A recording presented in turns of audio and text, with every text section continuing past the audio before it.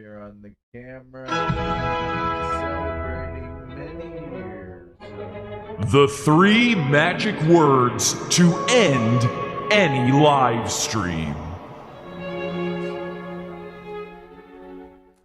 Podawful TV is with us. That's great. It says, is this live? Well, here's a clue. If there's a little red box on the screen that says live, then it's live, which it is right now as you're asking this. So just try and be more observant, maybe. From the Marines versus these 12-year-old kids over here. Man, why isn't this live? This is live. This isn't live? But I think it's live. Pretty sure, mate. Okay, I can't even read that. Trolls go away, Trey blogs, people in it not live, this isn't live. This is the same episode I saw last week. No. Live unless you're watching it later and it isn't live. Yeah, totally live. If it's currently 3/27/2020 at 6:48. How is it that easy? I knew it. Yeah, we're super live. Somebody's like, when was this recorded?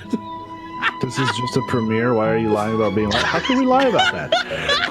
That's weird. You guys are being weird. I know that you can actually premiere videos on YouTube, and a lot of people got turned off by that back when I used to do it, and I still do it for some videos, but they get mad because you're in, but it's a video. He's responding. We're still saying it's not live. This is a live stream. There's a difference between like, of course it's live. You're responding to us. Differentiating. What? Who is this person? Yes, this is live. No. Oh, guess what? I think it's a good question. Podawful TV says, sorry, are you premiering a rerun? Well, I don't think they premiere reruns. I mean, when you think about that concept just in its basic logical terms, why would you premiere a rerun? Oh, I get it. They're upset over my channel because they can't have anybody speaking, so they have to troll. What? It's not live. Only the chat is live. Okay.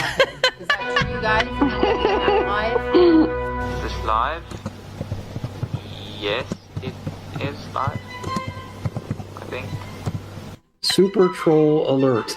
yeah, I smell them. Their odor comes right through. The odor. This is not pre-recorded. This isn't live. This is live. Hello. This is not recorded. This is live. James. Yes, this is live. Podawful. Is it pre-recorded? Maybe pre-recorded. To his chat. Pre-recorded? No. Is this pre-recorded? That one's getting it. That one always gets them so bad. The past is a precursing event. Huh? Wow, look at them coming. Guys, they're coming. The trolls are coming. Come on down, boys. Who moderated I've been in your mama's basement way too long. They literally look like they're in a basement. Come on down, boys. Go ahead and troll on Stealing out. valor. Ran out of something to do. Podawful too. You would like this too. I think you'd look beautiful in it. It would go good with your eyes. Can I prove it? I mean, I'm talking to you and replying in time. God damn, they're still going. I'm pretty sure that I'm sitting here right now and playing it. Hello. Is this live? It just depends on your definition of live. Like, can people hear me right now, what I'm saying right now? Well, I can. But I saw this one last week. Did you? No, yeah. Well, I appreciate you tuning in a week early. I saw this one last week. Why are you replaying episodes? Oh, now you got to turn your radio down in the background, please. What's a radio? Whatever, your computer. That's exactly what you said last week. Turn. Can this... Kids. Hold on. Sorry. My comments are just... I blocked one. Oh, good. Thank you. Yeah, I don't know how to block them on here. I gotta figure it out. But I never have enough time to sit still and go through the back end of this thing because I really don't have enough time to sit still. So. Yeah, my moderator is busy now, and I need to get another one. You're absolutely right. Y'all, this is a face mask. I'm doing a face mask. Oh my goodness. Just gonna do some blocking. Heard of this, and it's I'm free to just gonna play. start banning still? people. He's gonna banning ban people who are talking that this isn't live. It was funny, but it's not funny anymore. Okay, I get the joke, Podawful. It's not particularly that funny. Is it live? Yeah, I don't know how to block the trolls while I'm here. Can you remote view? I don't remote view, but yes, you can. Sasha Grey, she's the second top one. Dude, somebody said that she streams on Twitch, and I haven't looked yet. Let's see her on. It's Sasha Grey. Let me see if I'm gonna make sure I'm following her. It's literally a face mask.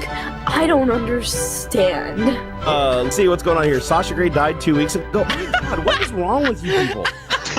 What is wrong with all these people in chat? Jesus. I'll just ignore that shit. My God. I cannot believe, wait, I don't even know. I can't, it won't even let me ban people. You got to take it on. Oh, they just jump on here, don't they? Isn't it great? Don't worry, they'll get taken care of. Gives me anxiety to deal with that. Everyone here knows that I'm wearing a face mask, right? No. No. No. How could I show you the front page of ABC News on my cell phone a week in advance? I couldn't. See that news story there? Biden to announce whatever it says. Here, I go back. Yeah, just click on this story. Yeah, you can't do that a week in advance. I prove it's live. How do you always prove it's live? If it's a restream, then I wouldn't be able to read your chat, man. They proved it's live? Oh my God. We've already proved it. So Liz, you know, just go ahead and you know how they'll know it's live because we banned them when we said you're banning them. So then they'll know for sure. Hey, Kilbit, thank you so much for the 2 last and also Warzone is free tonight. Oh, he's ending the show as a result. Wow. Do a spin. Alright. Don't hit anything. There we go. She's taking it off. We're making her take it off. That was heck.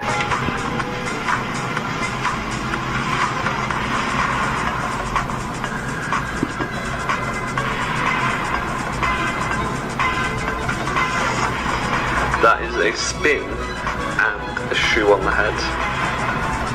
And that's all you get from me. Hi, and welcome to the Tom Gully Show. You're on the air now. Hi, Tom. It's me, you. It sure is. I'm Tom. I'm you from the present. You're from the past. So, just so you know, it's Friday, 6:16 p.m. on August 28th. We're live, baby, not recorded, you assholes. We interrupt this program to bring you the trolls. The trolls. Thank you. Give them a big hand, guys. Thank you. Big hand. We salute you guys. By the way, you can watch full unedited episodes of Podawful straight from the live stream. Oh, but is it live? And you can go to http://podawful.tv. Where in the world is Jesse from Podawful? He's right here, Tom. Let's go bully the internet. Podawful TV. Oh, y'all is doing it right. Podawful sucks, you faggot. Good boy. You scam artist, douchebag. You're the worst, motherfucker. Get off. You fucking little piece of shit. You're crazy. You're sick of your head. Fucking dweeb, faggot, jackass. Podawful sucks. You know what? You're not funny. I want to really kick your ass. You're human trash. My mom doesn't like it when I mention Podawful anymore. Welcome, everybody. Those 3 magic words. Is this live? And you'll be asking yourself at the end of this episode, is it? Is this live? I don't know. Let's check in with the chat room, see what they're saying in there. We're live as we are every Sunday, Wednesday, 8 p.m. Eastern Time, podawful.tv on Sundays, podawful.pizza on Wednesdays. Wow, yes, look at all of those great comments.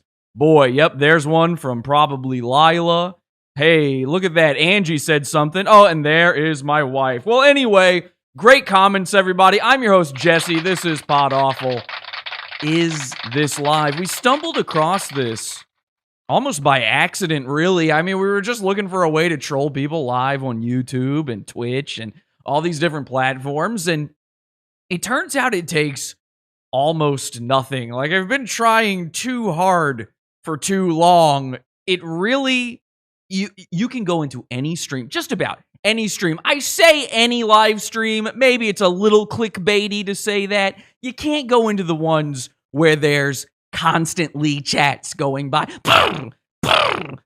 You'll never see it that way. Like, it'll never happen. No one's ever going to see that. They're not. You want one where you can actually interact with the person, but you'd be surprised how few people it takes. Like you don't need a whole brigade. Obviously, I've got a bunch of people around me that can do it with me, and we go in there. But you really don't have to spam the chat. Usually, in those clips you saw, most of them were reacting to me, the very first comment that said, "Is this live?" You ask them, "Is this live?" They start getting nervous. They start sweating. You say, "This is pre-recorded."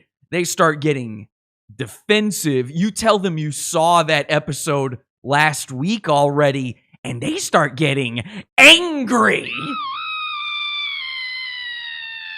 It's truly beautiful. It's subtle. It's just this tiny little thing. It's almost meaningless, and yet it works every time, and it's brilliant. We could try it right now. I didn't even think about this, but it occurred to me. We could try this live right now just to see what happens. There's a live tab on YouTube, but before we do that, we will do it. Let's try this, though. I want to let you know, before we get into all this, exactly where this episode is going, because I don't think it's going exactly the way you may think. I know a lot of people, they've been wondering what's going on with the Mersh stuff. We'll kind of talk about that a little bit. I'll give you a tiny little Mersh update, and then nothing for a real long time, because I got a brand new goon for you. You're going to love this guy. We're going to talk about a new type of guy. We've got a brand new goon, and it's all going to end in, well, only the most pod-awful way possible. Stick around and find out. Let's go to YouTube right now. I'm just doing this live. YouTube.com. And they've got a live tab on here somewhere. Okay, I see I'm live, so that's good. Working. Says I'm live. Am I live? Only one way to check, and it's by reading the chat room. Yep, there it is. So, proved it. Okay, let me go to their live tab. And then what you do is you scroll down, and you find something where the best bet, your absolute best bet on this, is you find a boomer. You find a 40 to 60-year-old guy. Maybe he's sitting in his truck with his sunglasses on the back of his head. You know, he forgot. He just, I don't know, maybe he put on his shirt backwards that day too. Maybe he was into crisscross when he was a kid. I'm not sure, but he's got the sunglasses on back there. I don't know. He just got back from fishing, probably. You look for that guy. You look for a guy who's like telling you about the news that happened 2 weeks ago with Q. That's the perfect guy for this sort of thing. So let me see what's live right now. Okay, we got upcoming, live now, perfect. Now this one, 10,000 people watching. See, that one you can assume the chat's going by so quick, it's not even worth clicking on. Now here's one. Okay, now here's an interesting one. This is only 2.3 thousand people watching. It's a church. Join us now. Now a church may not actually pay attention to its chat room. Let me see. No, they're just singing. Okay, so you have to be a little selective. I mean, let's be real about this. You have to be a little bit selective, but you do it the right way, and you will stumble upon some of the Earth's mightiest goons. It's truly spectacular. Let's see what else we've got here. We've got some gamers, sleep music. You know, this might just be a bad time for streams in general. Who else is live? Got a bunch of gaming stuff. See, this is what's happening is YouTube is recommending it to me. I didn't plan this out or anything. We made, okay, hang on a second. Samara Games, it says we made it. How to box someone in the game. Okay, so it's just a girl game. Let's see if we'll give it a second here. Let's see if she is, in fact, even looking at her chat. She might not be. give this a second here. Let's and take a look at this. rope and plastic. Then I get a paddle in a direction and see if I notice. Wait, is she, going. is she reading the chat? Oh yeah, I'm building a second floor up there. Okay. Okay, it sounds like she's just talking to a bunch of weirdos. I don't know. Again, it's not foolproof, but it's good. You know, you get a lot of good results out of it. Because the what's it called? Like, Let's just, you know what? Let's test it. Let's just test it. And we always do all caps mode. You got to do all caps on this, and you just say, "Is this Can one of you guys live?" make me a fishing rod while I eat, so I can fish and eat at the same time? This is pre-recorded. Okay, I let's literally see. have I don't one know of if they're these even paying in attention. tribute. You want to do? You good? Okay, let me see if this is the right direction. Wait, so you can actually glitch the game like this? Yeah, it is the right direction. Perfect. You can place the thing anywhere as long as it has 2 carpets underneath it. Phenomenal. You can place the motor anywhere as long as it has 2 carpets underneath it. Oh, put it on the roof. Okay, maybe not. Maybe not. I don't know. Can I participate? If you can find the stream, anybody can participate in any of these. Again, I'm trying to find something for you guys because I wasn't planning this part of it. We really want to focus on tonight's goon, to be honest. I mean, I got you a pretty good murderer's row of examples of this working at the beginning of the show here, but I don't know gamers. I think that's my problem. I don't know gaming. I'm looking for boomers, and right now, oh, here we go. If I click live now on here, maybe it'll show me some more stuff. There's got to be some like old man pretending he's on the radio or something, which we will be talking about tonight on the show. We found a hit. It's all gamers. What is wrong with you people? You're adults. Stop it. God, maybe once in a while, but golly, there's a lot of gamers on here. Jesus Christ. You know, I'm going to make fun of radio guys tonight, but that might be a more reasonable thing than whatever I'm looking at here. We've got some Spanish people talking about superhero. Okay, hang on. DW News Live. Let's see. Is this a real thing? Nope. That is just somebody restreaming African people climbing trees. God damn. I guess we just like really lucked into all the streams we got. Most of the things you saw in the intro of the show were from one night. That was basically one night, and then Tom Gully, who's our goon tonight. Let's see about that. All right, we'll go to one with a ton of this guy. Hey everyone, me doesn't even Kevin have here a in chat Discord. room. We just ran a bit. That's not even live. That's a video. YouTube is lying. I don't know. YouTube is screwing with me right now. All right, forget about it. You saw it. You can do it. Go figure it out for yourself. Go to Twitch, whatever. Got it. Wait, what did they say in the chat room? Hang on a second. Oh, okay. So anyway, let's get into it. All right, I know what you want to hear. You want to hear the updates on the Mersh stuff. Let's get that part over with right now. It's done.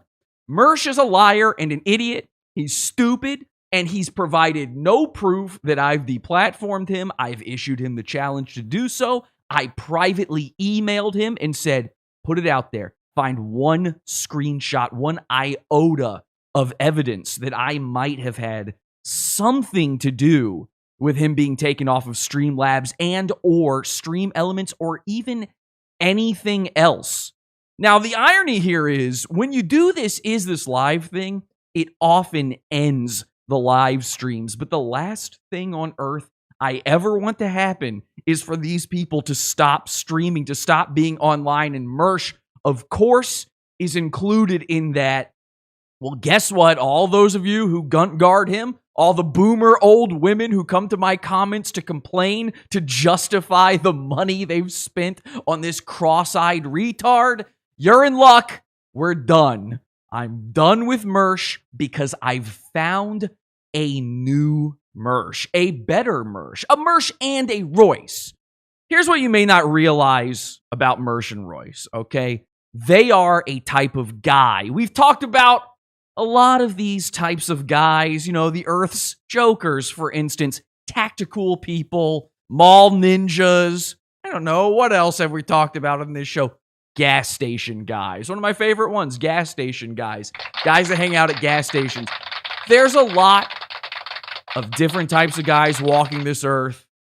And it usually is a guy, too. Women don't seem to have interests or anything going on in their head whatsoever. Worth note, the only thing I've really discovered with women is that they don't seem to notice peanuts. If you have free peanuts in a jar, they don't notice them. A peanut ain't a treat to a lady. It's the only thing I've noticed about a woman as far as guys go. It's endless. I can't stop noticing these weird little idiosyncrasies. Mersh and Royce are fake radio guys. And this is a type of guy. The interesting thing with them is it's easy to go, well, they've got a show now and it's successful. And I agree with that. For the past 2 years, they've actually had a however successful show. To them, a successful show. And that's the only marker I look at. But for 13 years, they were faking it until they made it. And really, they're still just faking it. They've got fake viewers, fake bots in their chat, all this stuff. We know this for a fact now. It's been proven time and time again. They've got fake followers on Twitter.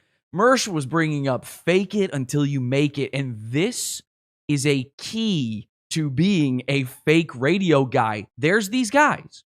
And listen, I want to be clear. If you are just doing it for funsies, if you're in your basement, and I mean literally I'm never going to knock the autistic guy who's in his basement and he's got his own train set going around. It's probably pretty cool. I bet it's even cooler now, his locomotives going around now that his wife has divorced him.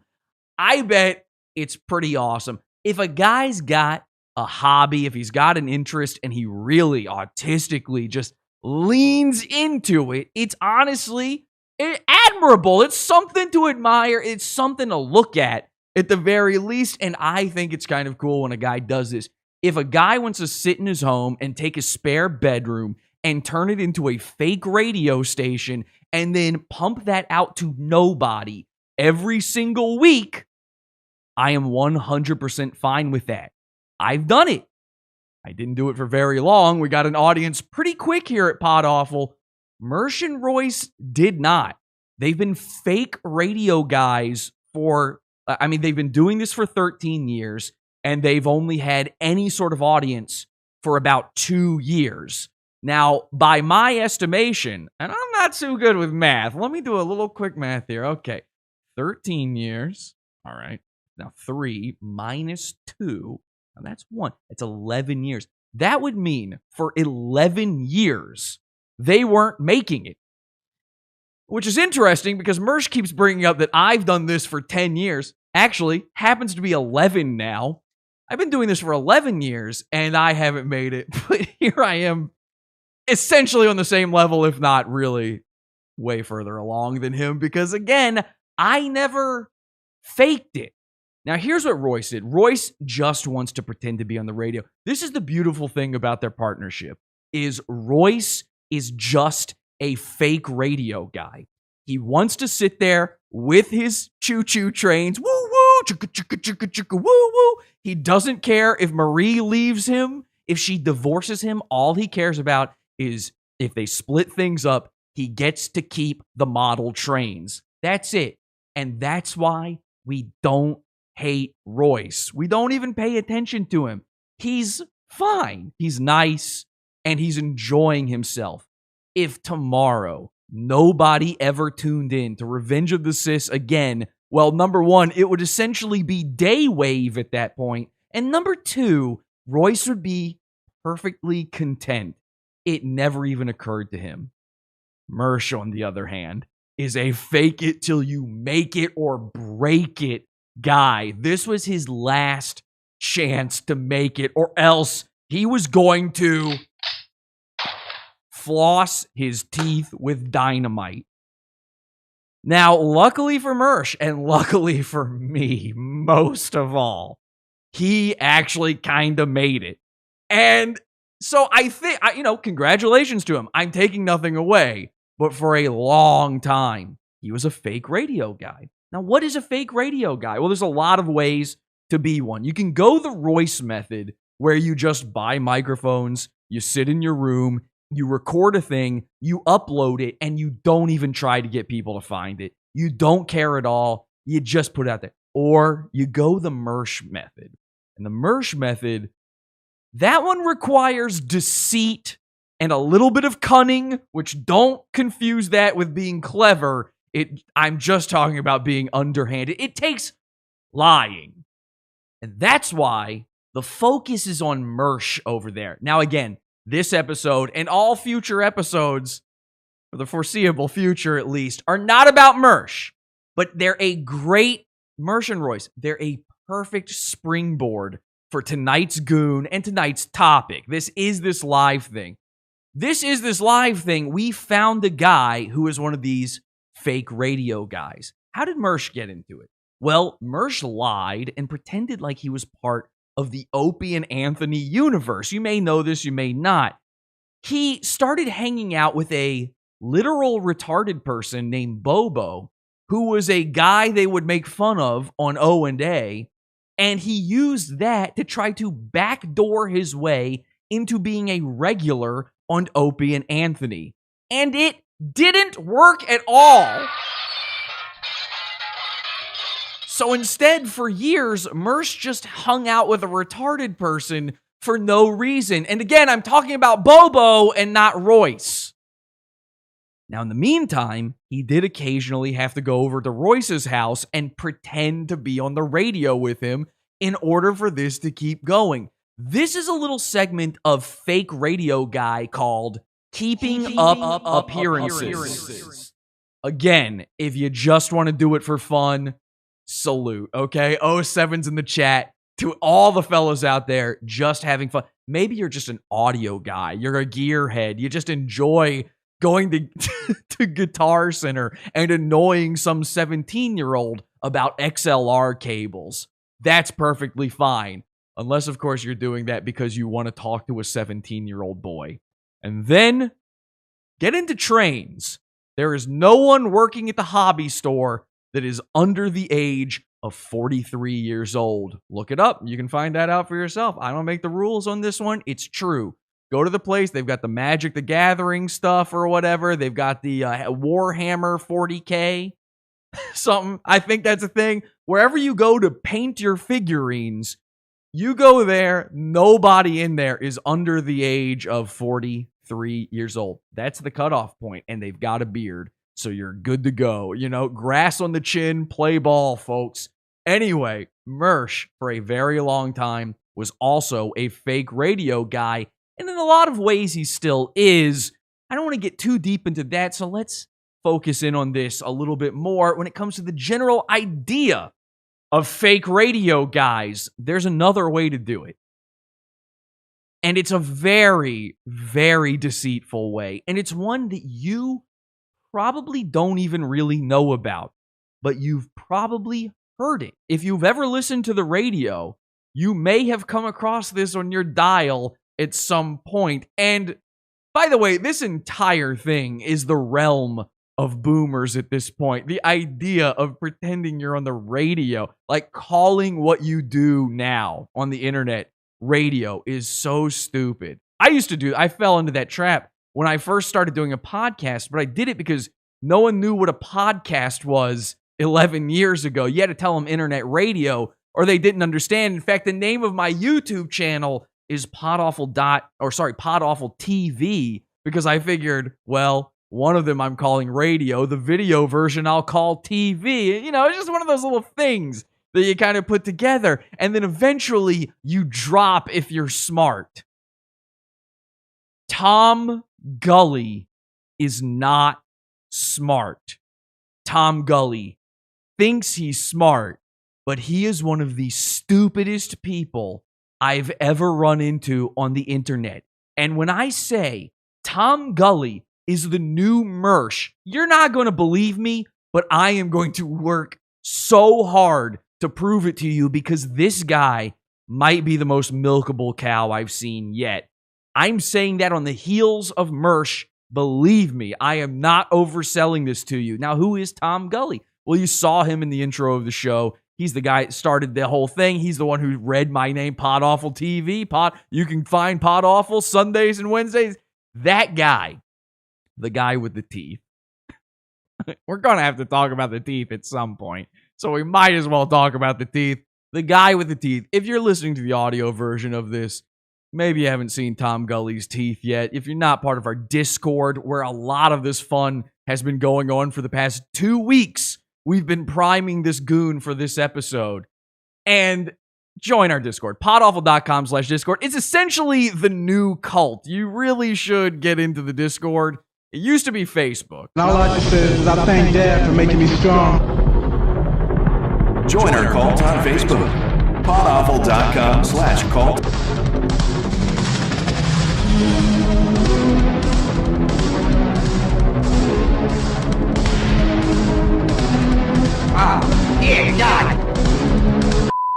So now we're on Discord more, though. We're still on Facebook. You can still join the cult over at podawful.com/cult. Also, podawful.com/Discord. You'd already be in on the gag here with Tom Gully. Everybody watching this live right now. Is this live? Yeah, that looks live. I don't know.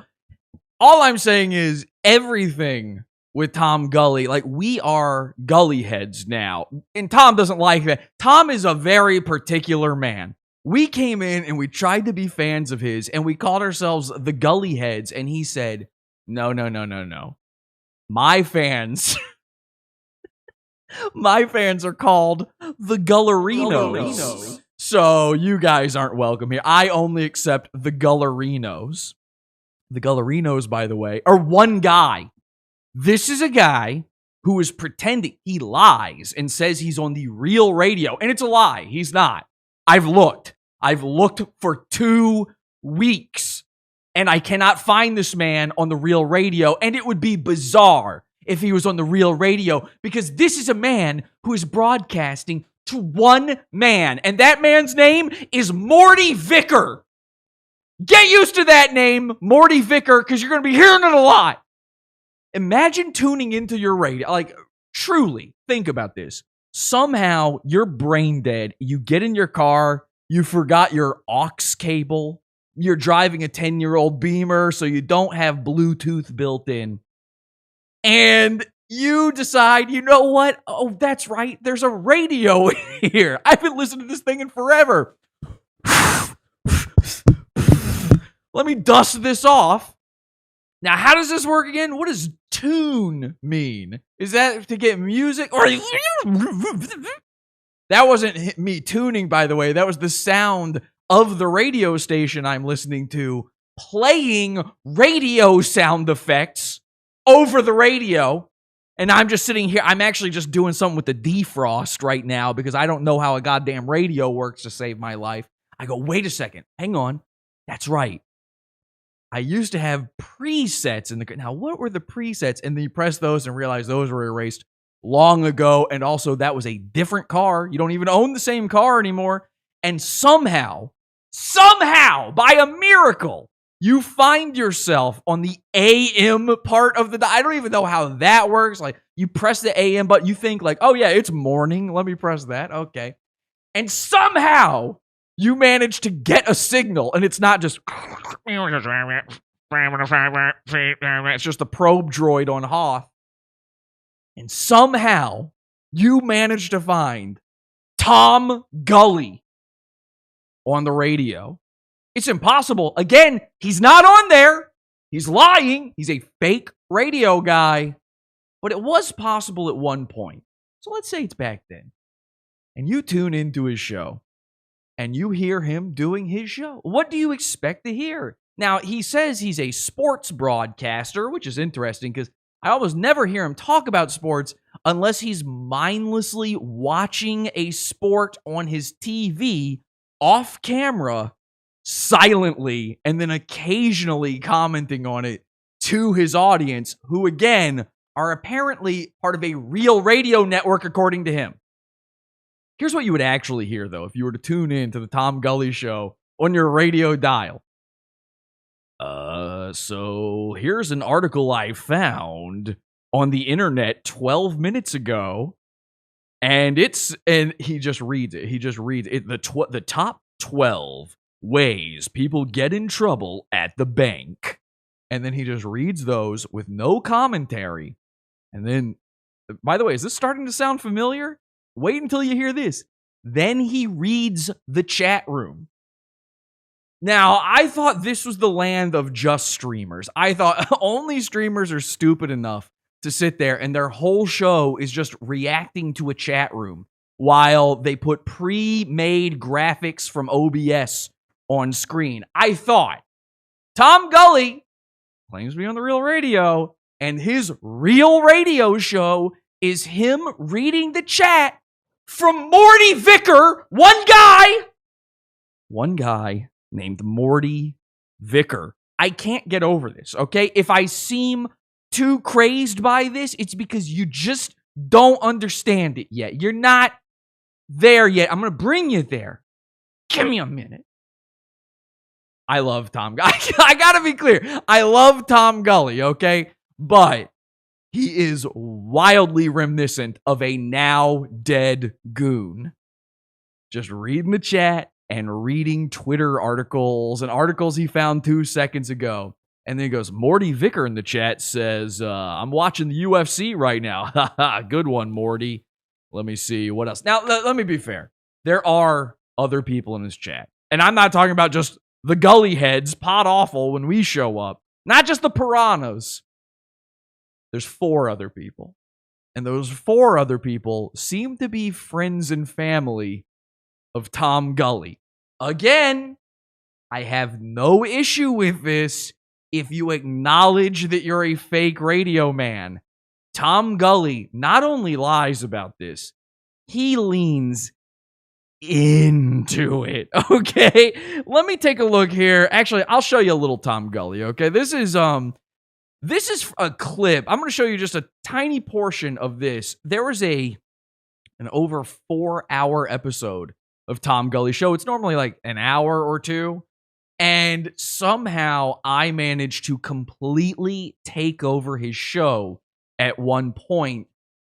This episode, when I started talking to him, this immediately became like bonus show, he was saying. He was going to only leave this up on YouTube. But by the time I was done with him, he was so embarrassed with what we had done to his show that he deleted this off of YouTube forever. Hey, Tom, I know you're watching. I saved it. And by the way, I save all of Tom's streams from now on. You can get those in the Pizza Fund. Check this out. This is Tom Gully. This is him live. And of course, he sits there underneath his Can't Fix Stupid banner, which for some reason, like, Tom thinks he's a Mr. Intelligence. All right. He might as well have a pipe and a fedora on. This guy is running circles around the competition. Yet he didn't figure out putting a sign that says, Can't Fix Stupid right above your own head, and then blocking the Can't Fix with your stupid cassava melon for most of your show kind of makes it look like you're just calling yourself stupid. You're probably under the assumption that you're on the air right now with me. But I potted you down a long time ago. So this is great. So again, he's a Mr. Intelligence. I've called in, and he was mad at whatever it was I had to say. So he muted me. Now, I knew he muted me, so I hung up. But Tom did not know I had hung up yet. So here he is talking, like he's basically the villain at the end of the movie explaining his Xanatos gambit to the protagonist. Like, actually, I've had you. You know, it's like in V for Vendetta when he tells the old lady that he had given her the poison, 12 minutes ago before she woke up. He's doing that to me right now, and little does he know, I've been gone. I had already hung up. And when he realizes it, because he's a Mr. Intelligence, he can't let it go. And why can't he let it go? Because you can't fix stupid. Say that with me in the chat, by the way. Because you're not going to talk over me on my show. It's just not going to happen. By the way, this isn't just a still picture. This is his live video. Every time he takes a Skype call on his show, it makes his video freeze. In this episode, I actually gave him the solution to this. I had run into this problem before back when we used Skype on Podawful. I have seen this happen. I told him how to fix it, but you can't fix stupid. He still hasn't fixed it. So the image will be a little jumpy, but that might be apropos. You'll find out why in a bit. You're probably under the assumption that you're on the air right now with me. But I potted you down a long time ago. Because you're not going to talk over me on my show. It's just not going to happen. That's not what was happening, by the way. I was just saying things he didn't like. Ever. And then you hear that? Listen very carefully. A familiar sound. Suddenly you can hear the Skype ringtone while he's saying that because I had already hung up. So now it's been revealed. The Emperor wears no clothes. He isn't keeping me there, and he's figured out how to get me by muting me. I'm gone. Does he admit that? It's not going to happen. There you go. Well, I can pot it down further. He can pot it down further. And this is a fake radio guy. They love using the radio terms. Revenge of the Sis used to do this in the beginning. I don't know if they still do this now. They used to call their content for their episode their prep. They do prep work, their prep. Let me get my prep ready. That's radio talk. You call headphones cans. You say pot it down. Classic fake radio guy stuff.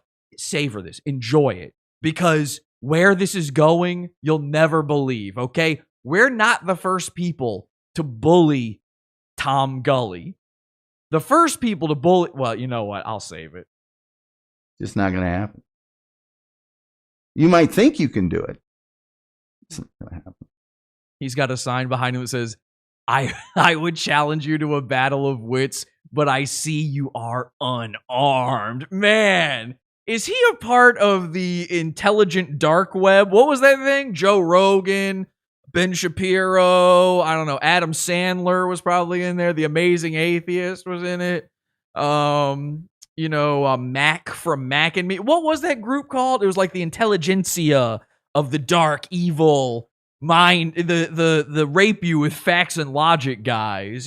Jordan Peterson was a part of it. Joe, we should start a group, Joe, where we have battles of wits with people who are unarmed. Let's go Steven Crowder style. Let's go Steven Crowder style to a college and challenge literal children to debates, Joe. Oh, wow, it's wild. What was that called? The intellectual dark web. I was basically right, I think. Wouldn't do it in a million years. Not going to happen. And you're just dumb. I don't mind that you're dumb. I mean, you should mind that you're dumb. I didn't make you dumb. You were dumb when I met you. You were dumb when you came here. That you worked on that your whole life. But please. So this is a guy. His whole show is talking to one guy. New audience members show up for the first time ever. And he immediately just starts shitting on them. And it's in the most... listen, I love petty. You guys know I love petty. This ain't petty. This is pedantic. It's a third grader's idea of arguing with people. Well, you say, hey, Tom, can you do this on the show? And he goes, can I do it? Well, I can do it, but perhaps you meant, may I? And no, I won't. Ah! I'm sorry. You know what? That was wrong of me to do. I have been holding in a lot of frustration with Tom over the past 2 weeks and a big part of that is because, and I don't know if you know this or not, I've posted about it a couple times, but maybe you didn't know who Tom was. I actually now legally own Tom's show. It turns out I looked into the patent offices and the trademark offices and all that kind of stuff. It turns out Tom did not own his own show, and I found the guys who did, and I bought the show from them, and I now own the rights to it. So in this clip, when I call him up, I'm trying to help him out with his show. I always try. with the goons, you'll notice this. I always give them tips. I always give them pointers. I always try to get them on the right path. And then they lean against it. And every time they push back, well, I'm going to stand my ground, Florida style. Bang, bang, bang, bang, bang, bang, bang, bang, bang, bang, bang, bang, bang, bang, bang. I don't mean bang energy. I got to stand my ground on it. And then it's a push and a pull and a push and a pull. And then we end up a year and a half later with hundreds of episodes about one guy. Tom, I'm your new boss. And I know, by the way, Tom does watch this show. I have the proof of it. I called his show yesterday, and he tried to claim that he does not listen to my show. He doesn't watch it. But in this video, I have him admitting that he watched, by the way, the last Mersh episode of the show. The whole thing. He referenced bits from it. He says in here flat out, I watched it. He's now a Podawful fan. I thank you, Tom, but as your boss, you do have to listen to me now. There it is. Hi, and welcome to Tom Gully Show. You're on the air. Hey, Tom. Just calling through to see if it would actually go through. So he was having a lot of trouble with his phone line. And you can hear the audio is terrible. You can barely hear what I'm saying. It's very tough to get through. Yep. It does clear up a little bit later. Apparently it did. You found out. Oh, yeah. Well, I've been calling a few times. I wasn't sure. Good to talk to you, Dr. Tom. Listen, I was wondering, what is with the name, your channel called Dumpy Jump Tooth? Okay, now there's a few little things in there. I just referred to him as Dr. Tom, and I asked him about Gumpy. I can't even. Hang on a second. We'll get into that a different way. I tell you what, this video right here it's got to be over an hour long, almost 2 hours long. It's filled with Tom golden nuggets, and it's been wiped from the internet. I own the only copy, so we will check this out in tonight's Pod After show in the Pizza Fund. Don't worry, I still got a ton of free stuff for you. And again, it's going to get insane, okay? But if you want to see this full thing and you want to support our show, this is actually my job. Unlike Tom, I'm not a fake radio guy. Join the Pizza Fund, podawful.pizza. Grab a slice. $6 level for the Pod After show is podawful.pizza.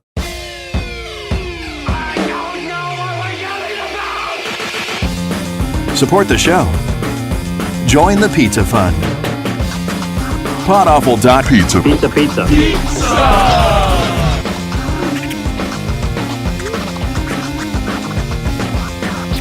Podawful.pizza. Pizza.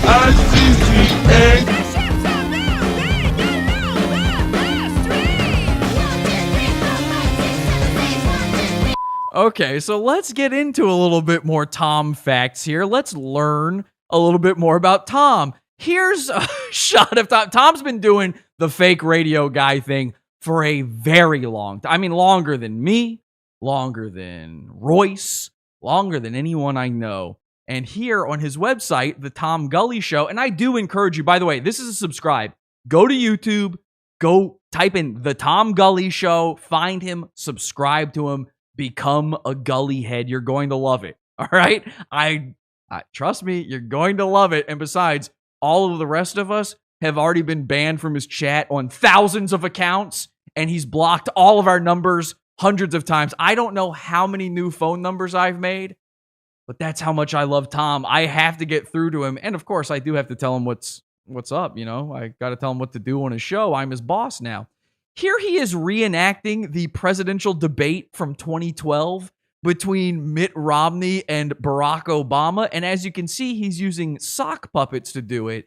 And he used a black sock for Barack Obama and a white one for Mitt Romney. Very cool. Smart guy. I wish this clip still existed, but it seems to be wiped from the internet. Trust me. I'm giving you a peek behind the curtain, just giving you an idea about Tom. My favorite thing, though, about him is this article right here, because this is the complete expose on the fake radio guy thing. This is from The Observer in Dallas, Texas, and it's all about Tom's very short-lived stint as a real radio guy. Now, he was on the real radio on an actual exciting new sports channel on the radio in Dallas, Texas. And unfortunately, things didn't go well for him. Unfortunately, things kind of fizzled out. And unfortunately, he made the dumbest mistake of his life. Now, again, he's a Mr. Intelligence. He seems to think he's a really smart guy. But I don't think a smart guy would walk away from a 6-figure job to immediately get kicked off of the fake radio. By the way, it actually is fake radio. Turns out, gotcha, it was fake. Let me read this. It says, many people think their boss is full of shit, but Tom Gully had proof. This summer, Gully left his 6-figure advertising job in Connecticut to return to broadcasting, co-hosting a morning sports show on KFCD AM with Tom Bailey. So Tom Gully was the sidekick to this guy called Tom Bailey, who launched the new format in January. Although Gully was excited to be back on the air. Now, this is interesting wording. Tom says he's been on radio forever. He's been doing it a long time. We're going to explore that a little bit more as we go here. He quickly became disillusioned with his co-host, he says, who showed up late nearly every morning. Now, this is the other guy, not Tom Gully, not our guy, Gullerino. Tom Bailey showed up late nearly every morning, antagonized guests, and uttered profanities on air. Then, just when Gully didn't think that Bailey could behave any worse, his co-host startled him with a rather embarrassing admission during a break. One morning, I'm sitting across the table from him, and he has this look on his face, a weird, uncomfortable look, Gully says. And he said, oh man, I think I just shit my pants. And he goes to the bathroom. He didn't come out for 45 minutes. On October 29th, KFCD AM, known as Sports Fan 990, switched to a gospel music format shortly after an interview with auto racing star Mario Andretti. Okay, blah, blah, blah. They actually attracted impressive guests, even though they barely registered in the ratings, this says. While Bailey, who had been least... Okay, now this is the important part. This is the line that you're not going to fully understand, but I am willing to hold your hand and explain it to you, okay? Because I talked to Tom about this, and if you watch the Podawful show tonight, you'll see that interaction. This right here says, while Bailey, who had been leasing airtime on the station, hopes to revive the format, a parade of former staffers say that he can't run his own life, much less a radio station. The key word there is leasing. If you are leasing airtime, now you may not be familiar with this term. I doubt you are, but this is something you've probably seen before. I brought this up to Tom Gully. I said, Tom, you were buying airtime. You weren't really on the radio. You weren't Howard Stern. You weren't Opie and Anthony. You weren't, I don't know, Don Imus or Rush Limbaugh. You were an advertisement. You were buying time. They call this, the technical term, the industry term, is brokered programming, okay? But colloquially, it's referred to as leasing airtime. And I'll explain it like this. Here's how it works. Let's say you're, I don't know, I'm looking at Tom here, a dentist. Let's say you're a dentist, and maybe you've got a bit of a hammy streak to you, you know, and I ain't talking bacon. Like maybe you've always thought you had kind of a bit of a personality, and you're looking at your business and you're going, boy, I could be doing a lot better here if I could just get a few more people. Maybe, how do I get people to know about me? And then you read about brokered programming. Well, what is it? It's essentially, in the early morning, the wee hours of the morning, like 5 a.m. really, you turn on the TV and there's what looks like a TV show on, but it's actually an advertisement, an infomercial. But I don't mean just any infomercial. I'm not talking a slap chop. I'm not talking a magic bullet. I'm not even talking one of them boner pill things. I'm talking about they go to the trouble of getting a studio audience, not the ones who sit there and clap at every little thing. It looks like a real show. You ever see these? It looks like an actual talk show. And you're like, what the hell is this 5 a.m. talk show? We're getting a little past late night here. And then you start paying attention to it, and the only thing they're talking about is, Dave's back hair remover. And you're like, this show really enjoys Dave's back hair remover. Brokered programming is that. It's the infomercial of radio. You buy a slot, the radio station goes, we've got no programming between this hour and this hour. And what we'll do is we want to get a little money in here, and nobody's listening to the radio anyway, so we can't sell ads. So we'll trick this dentist into buying his way into thinking he's actually a radio guy. You have no contract. You have no salary. You are not employed by the radio station. Instead, you are paying them to be on the air. This is worse than a cable access TV show because that's free to do. You are paying to be on air. I brought this up to Tom. I said, you paid to be on the real radio. He said, no, I didn't. I never paid to be on the radio. Now, I knew immediately what he meant by that, and I called him out on it. I said, okay, well, you're co-hosted. The guy who hired you, the guy who said, come do this with me, he was paying to be on the air, thus meaning he was not a real radio talent. You're on AM radio anyway. Neither of you then are if you're the sidekick to the guy, to the dentist, paying for a slot on the radio to advertise whatever it is you're really on there to advertise, then you are not a jock. And what Tom wants to be is a jock more than anything. He wants that gold. Tom looks up to David Letterman. He did a whole thing going to college on David Letterman, and he's one of these guys who never left college. He's a 58-year-old man who still thinks college is important. In fact, he still wears his college hoodie and his class ring, something that I didn't think any human being wore past graduation day. I've never seen it done. Before we met Tom, just a couple weeks before, I was talking to my girlfriend, my wife now. And at the time, she was my girlfriend. And I was explaining to her, because she's not from America, class rings. I don't remember how it came up, but I was telling her about class rings. And mine was so stupid, because I knew it's this stupid tradition that goes nowhere. The second you're out of high school, you never think about a class ring again. So I completely wasted me and a bunch of dorks at my school. We all decided to get ours. Instead of getting our birthstone and our name on it or whatever you're supposed to get, we got the different colors of Captain Planet's Planeteer rings. And I was fire. I got the fire one. So I got to have a red stone. And then I had the word fire inscribed on my class ring. Now, there was an issue with that. Two issues, really. Number one, when you select this, you get to select what's on both sides of the ring, and you do special engravings and all of that. And I was looking at the different choices of pictures you could have engraved on it, and I saw Martin Luther King Jr., and I went, oh, that'd be funny.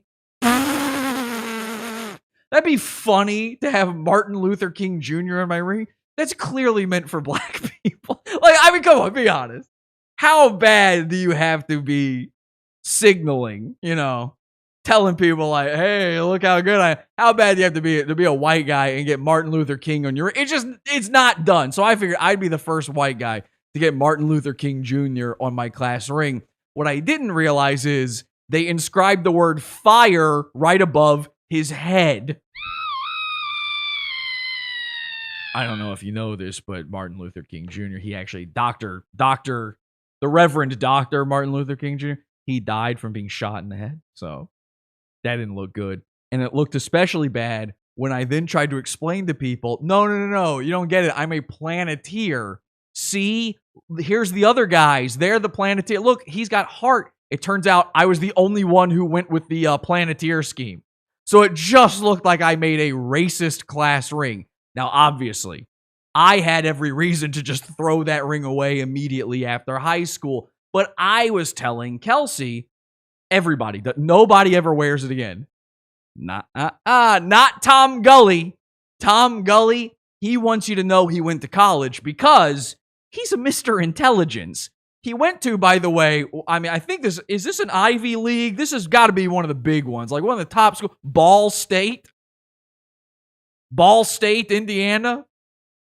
Is that like one of the? I'm pretty sure all the astronauts come out of there or something. Is it the lawyers? A bunch of lawyers. A lot of Jewish fellows go to that one, I'm sure. So Tom Gully wears the class ring, lets you know he's a Mr. Intelligence, was buying his way on the radio, and I cannot find evidence anywhere that he was ever on the radio in any legitimate capacity where he was paid, because let me make this clear. Tom Bailey, the guy who was paying to be on the radio, he never paid Tom Gully. Tom Gully left a 6-figure job to make no money.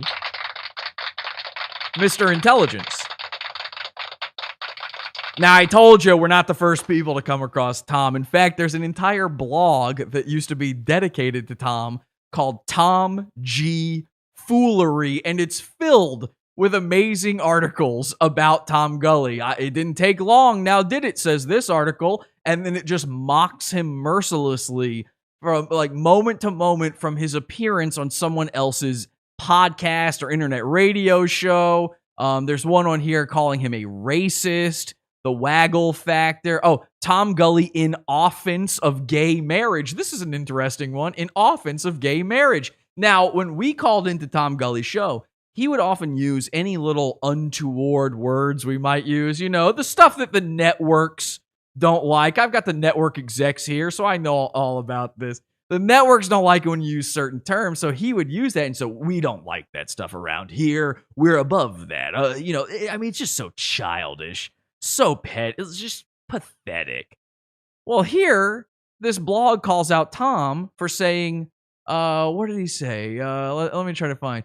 Unless my specific and unique personal genitalia is involved, I don't give a flying crap about gay marriage. Hey, you want to take a cheese grater to your private parts? Have at it. Enjoy. Knock yourself out. Won't affect my schlong one tiny bit. So Tom seems to think that the same thing as being gay is also grating off your genitals. Well, you know, actually, now that I think about it, you know, that was 2012. Here in 2021, he's almost right. I mean, I know a few people. So if that doesn't do it for you, though, here's Tom saying this. This is interesting. On my page whatsoever that it's doing it. Yeah. So here's Tom. I just found this right before the show on some other guy's show, okay? It's dysfunctional quarantine #1. Carl Haupt has already commented. It says, you are live. Then he says, hi, fags. Carl, that's high praise indeed. Yeah. That's high praise. From the king fag. From the Paul Lynn school of hiding his sexuality. So he immediately says the F slur and then equates that to television treasure Paul Lynn, a.k.a. Brandon Marshall. I don't like that kind of talk, Tom. I feel like there's going to be some skeletons in your closet, and the guys here know I can sniff out bones like no other. So I want to point out the guy he was on there with, just to equate this a little bit more to our former fake radio goons. That guy is a common call-in, like he's a frequent caller to, you guessed it, the Opie and Anthony show. Tom Gully trying to get a little of the fake radio guy Owen A heat on him. That clout, he's chasing it. It's pathetic. But nothing's more pathetic than this. When that article I read to you came out about Tom failing at his life, failing at his job, he went to a radio forum and he posted this, okay? And by the way, we're about to get into an incredible Tom Gully clip. It's going to change your life.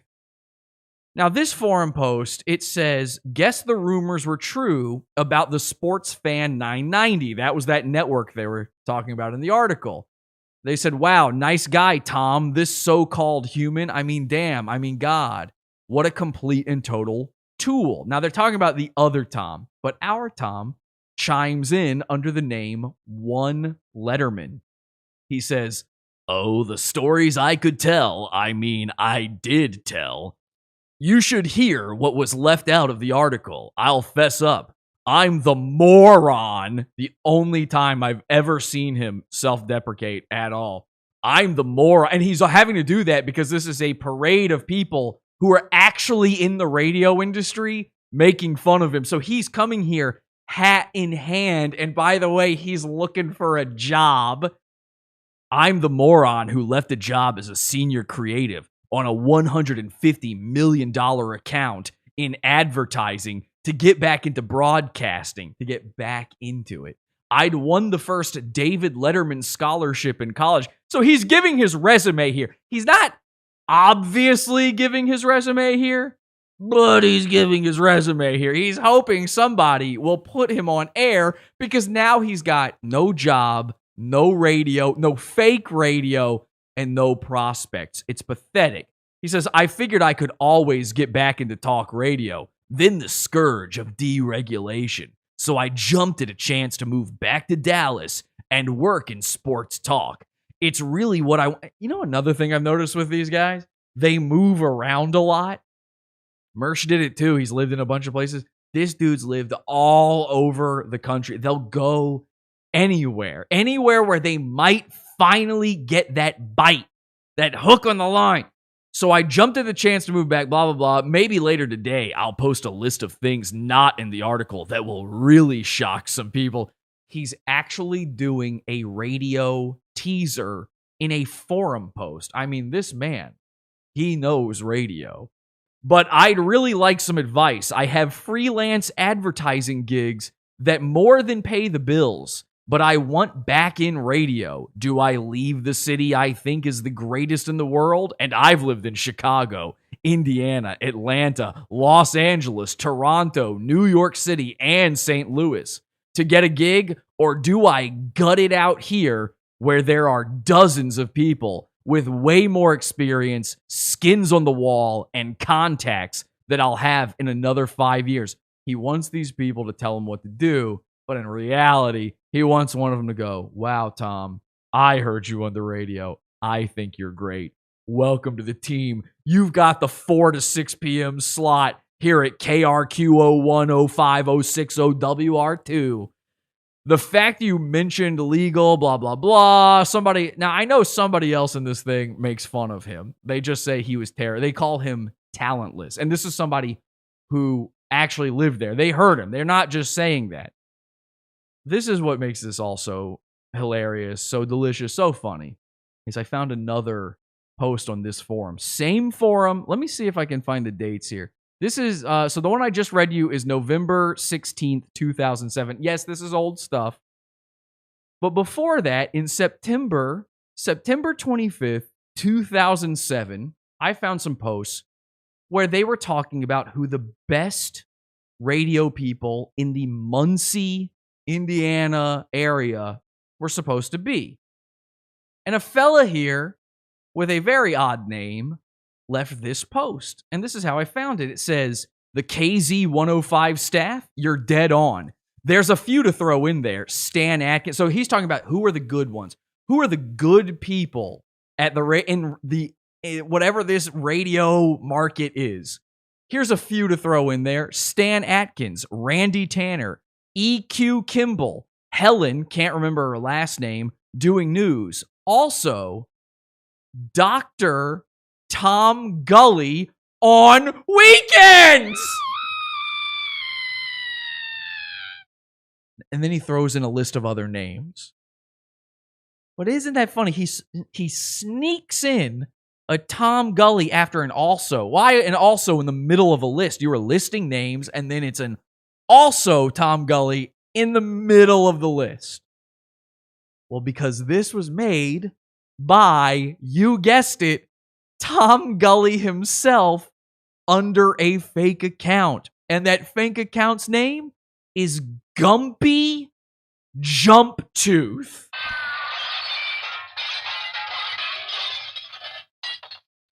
Gumpy Jump Tooth.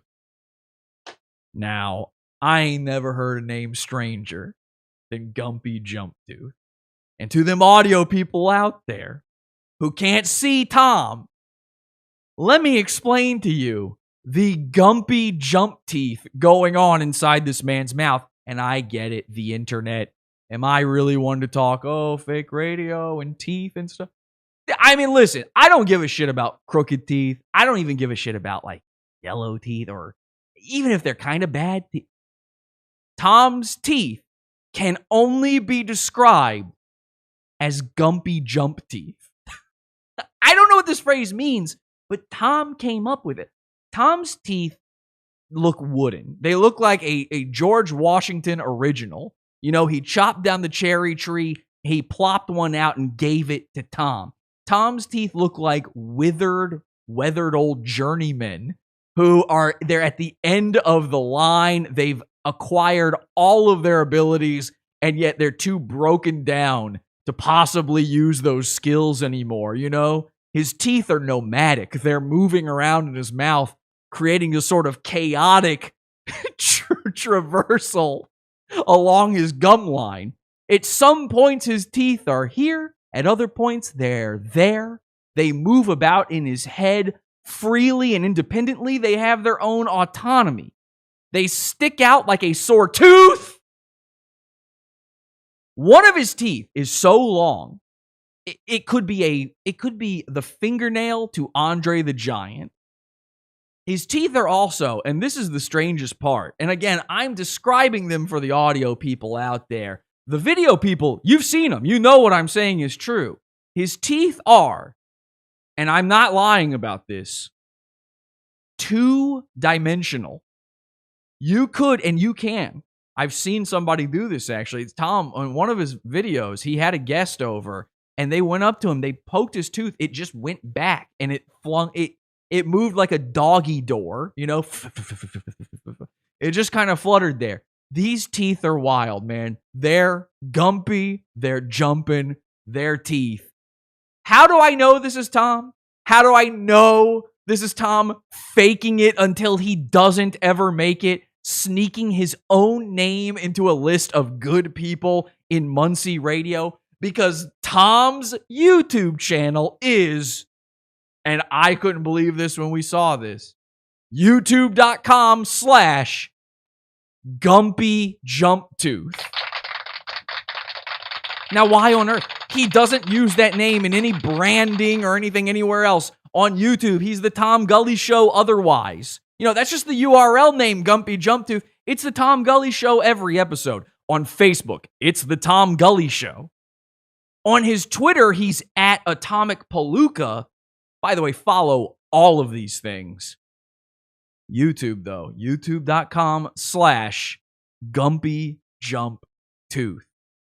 Now, you might be sitting there going, Jesse, what's the deal with this whole Dr. Tom Gully? I actually had to ask Tom. I said to him, are you a dentist? Did you buy the time on air to try to get more patients into your clinic or something? Are you an actual doctor? Nope. No, he just thought it sounded good. He lied about being a doctor while doing, and this is another thing you might not realize, if you're a weekend guy on the radio, that's fake too. They don't pay you. You do that for free. Now, it's not you pay to be in there, but you do it for free in the hopes that they put you on drive time or you get moved up to the big leagues. This is real, especially in a tiny little market like Muncie. That's what was going on, and Tom thought, oh, I know, I'll Dr. Demento my way into the big boy's chair. They'll see how intelligent I am. They'll think I'm a doctor. Tom lies about being a doctor to seem more intelligent because you can't fix stupid.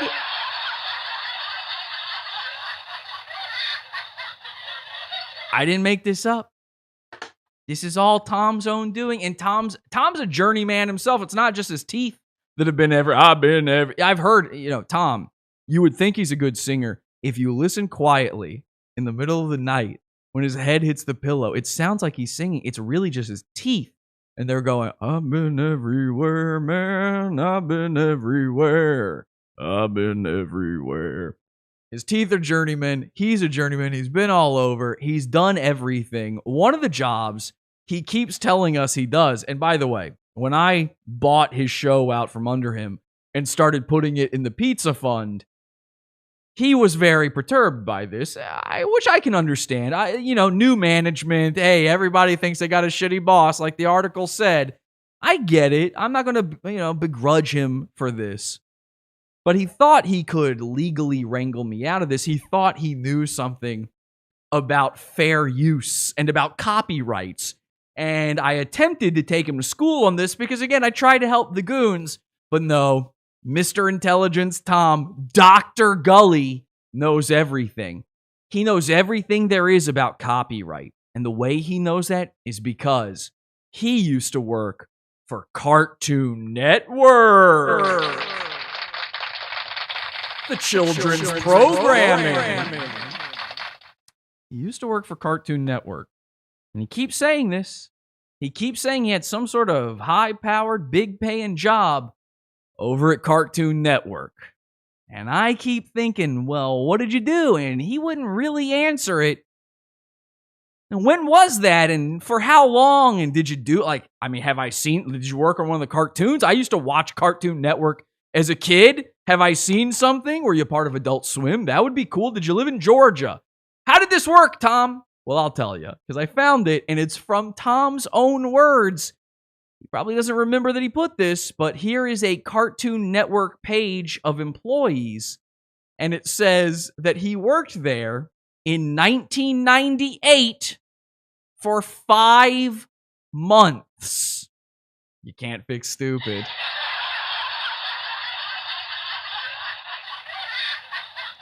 Five months he worked at Cartoon Network.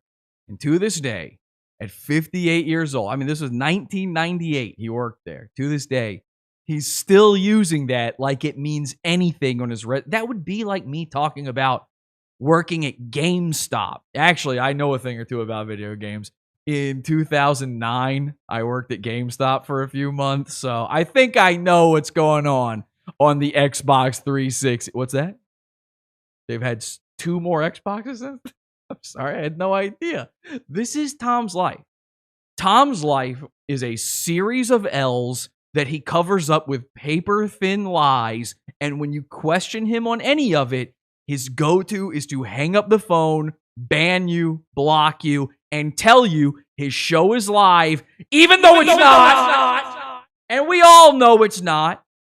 We all know his show isn't live. He doesn't know how to make his show live. The only person that can make his show live is me, Jesse, from Podawful. Now, despite all of this, we love Tom. And in fact, I found this on Reddit, an entire subreddit dedicated to the Tom Gully Show. Let's take a look at this. It's r/the Tom Gully Show. So just like Mersh, he's got his own subreddit, and it's full of people. I've never posted in there myself. People are even making fan art of Tom Gully. Look at this. Some little kid drew an image of Tom Gully playing guitar. It's Gully Island, heaven on earth. It says, "You rock, Tom Gully." And there's ladies, big-breasted ladies, showing their tatas to Tom Gully. There's a little lady looking up at his wiener there. This is obviously what a child would think, is cool to a man. And there's Tom's, it's Tom because he's got the classic Tom teeth. He's got a tattoo of a heart that says Tom on it, which is maybe the most Tom thing I've ever Tommed in my Tom. He's got a guitar strap that says Tom. He's wearing a shirt that says Can't Fix Stupid. A beautiful drawing, truly amazing. I love seeing stuff like this. The Tom heads, whatever you want to call them, the Tom heads, the Gully heads, the Gullarinos. This isn't good. Well, here's Tom with the Westboro Baptist Church. We'll skip that one. I don't know where that one came from. Here he is. As Jeff Foxworthy. If you can read this, you might be a Gullarino. I know that. Here he is with ham hands. He's been talking. It says I hate trans on his forehead. That's no good. Well, anyway, he's been talking a lot about ham hands. Ooh, here's a very handsome picture. A younger picture, I think. This is actually an older picture of Tom. I know you've never heard of such a thing. Somehow someone found an older photo of Tom, older than he is now. An image from Tom's high school yearbook of him calling the girls' volleyball game. It says, and as you can see, his teeth are desperately trying to escape the gravity of his mouth. Wait, what does this say? Tom looking like he's ready to suck a new sour sack of stinky ball. Just kidding. I'm the biggest gully head. Lots of love, Tom. Morty Vicker is a brainless suck up on a power trip. Okay. Oh, this is a good one. It says font reveal incoming. I haven't actually touched on this yet. I should touch on this a little bit. We are obsessed with Tom Gully's logo. Okay. He's got, let me see if any of these photos have his logo in it. Why is it not showing them? All right. Here's the closest one I can find. You see on the clock right there, that logo for his show, the Tom Gully Show. It'll probably be in the thumbnail to this episode or something. We have desperately been trying. I have spent man hours, and I mean man, so many man hours. I probably now over 12 hours I've spent trying to find this fucking font, and I can't find it anywhere. So we very kindly asked Tom, and I mean that in the most innocent, serious way possible. We asked Tom, what font do you use for your show? And he told us he was going to reveal it. And then he's been nothing but an asshole about it ever since. He claimed it was Comic Sans and it was heavily modified. I know fonts, okay? I don't mean to get into font chat here, but I know a Benguiat from a typodermic, okay? Thank you, by the way, to the font heads out there. You know what I'm talking about. And yes, an Ed interlock is very similar to several of the typodermic fonts, but let's not get started on that. I mean, the guy's got to make a living. So anyway, Tom won't tell us this font. I need to know the font. Tell me what the font is, Tom, or you're fired. You're fired from your fake radio job. Trust me on that. I'll find out. We are so close. We are so close. There's so many fonts that look like it. And don't come to me and go, I think it's it. You better be 100%. If you show up in Discord, podawful.com/Discord, if you show up in the Discord and you come to me with this bullshit like you've got the font and it's not the right font, how many people have come to me going, it's this one? No, it's not. It's not the Bewitched font. It's not the Brady. You think I didn't think of that? You think I didn't look at the I Dream of Genie font? What am I, new?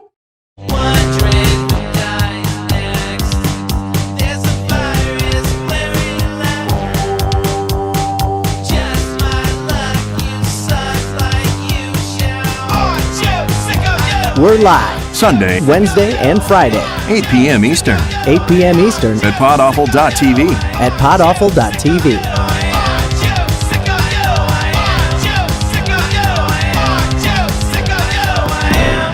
We've got some more beautiful Tom Gully fan art here. As you can see, another child has drawn this on notebook paper. They even drew the Tom Gully logo. They've got the, again, perfectly accurate teeth, which have moved around in his mouth. They're sort of marching around like soldiers. They kind of move against each other. They're like two lines of ants, sort of intersecting one another. They got the perfect chin going on there. The ball state. I mean, these kids, I don't know why so many kids are into Tom. Kids love Tom Gully for some reason. Here's another piece of fan art. A little hard to see there, but he's driving a Tom Gully Show car. Looks just like him. Says, stop if you rock. And as you can see, he has stopped there. Some beautiful fan art. I think there's another one here. What's this one? Oh, look at that. You can't fix stupid. That's photorealistic. I think an adult made that one. An adult must have made that one. But the kids love Gully. They can't get enough of Gully. They're the biggest Gullerinos I know. Except for one specific set of kids. This is where things start to turn, okay? This is our moment in the show where things get the most pod awful things can get. Like I said, We're not the first people to interact with Tom. We're not the first people to troll him. Not the first people to prank him. We're not the first people to bully him or mess with him. And he doesn't like bullies. He hates bullies.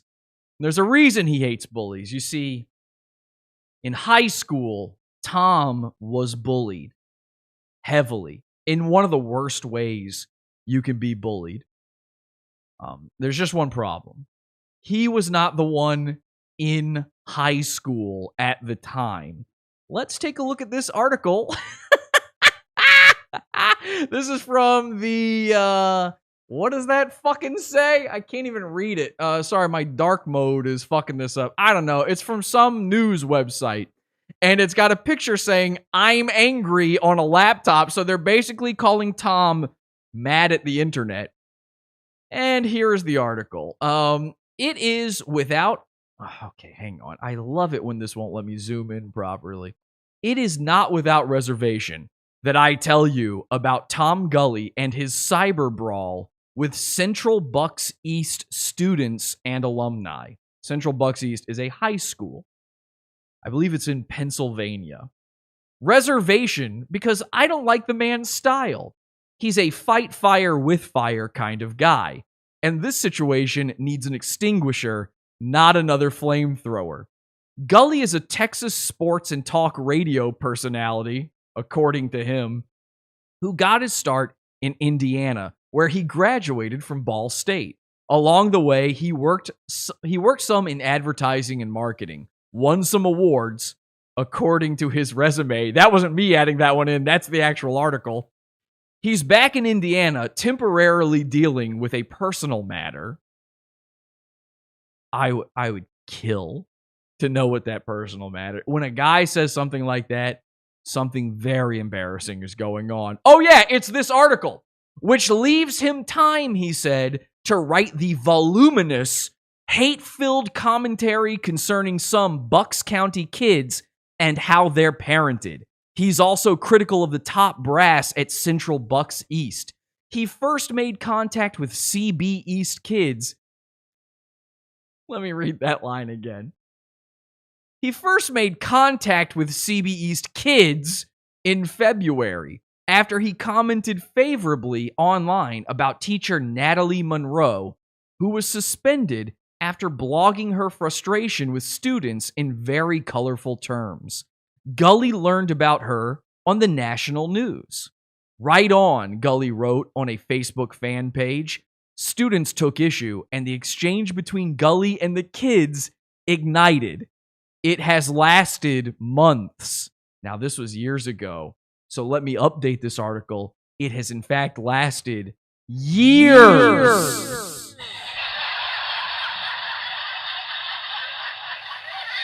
You can't fix stupid. He bullies kids online? Oh, yeah. And the kids bully him back even harder. I think these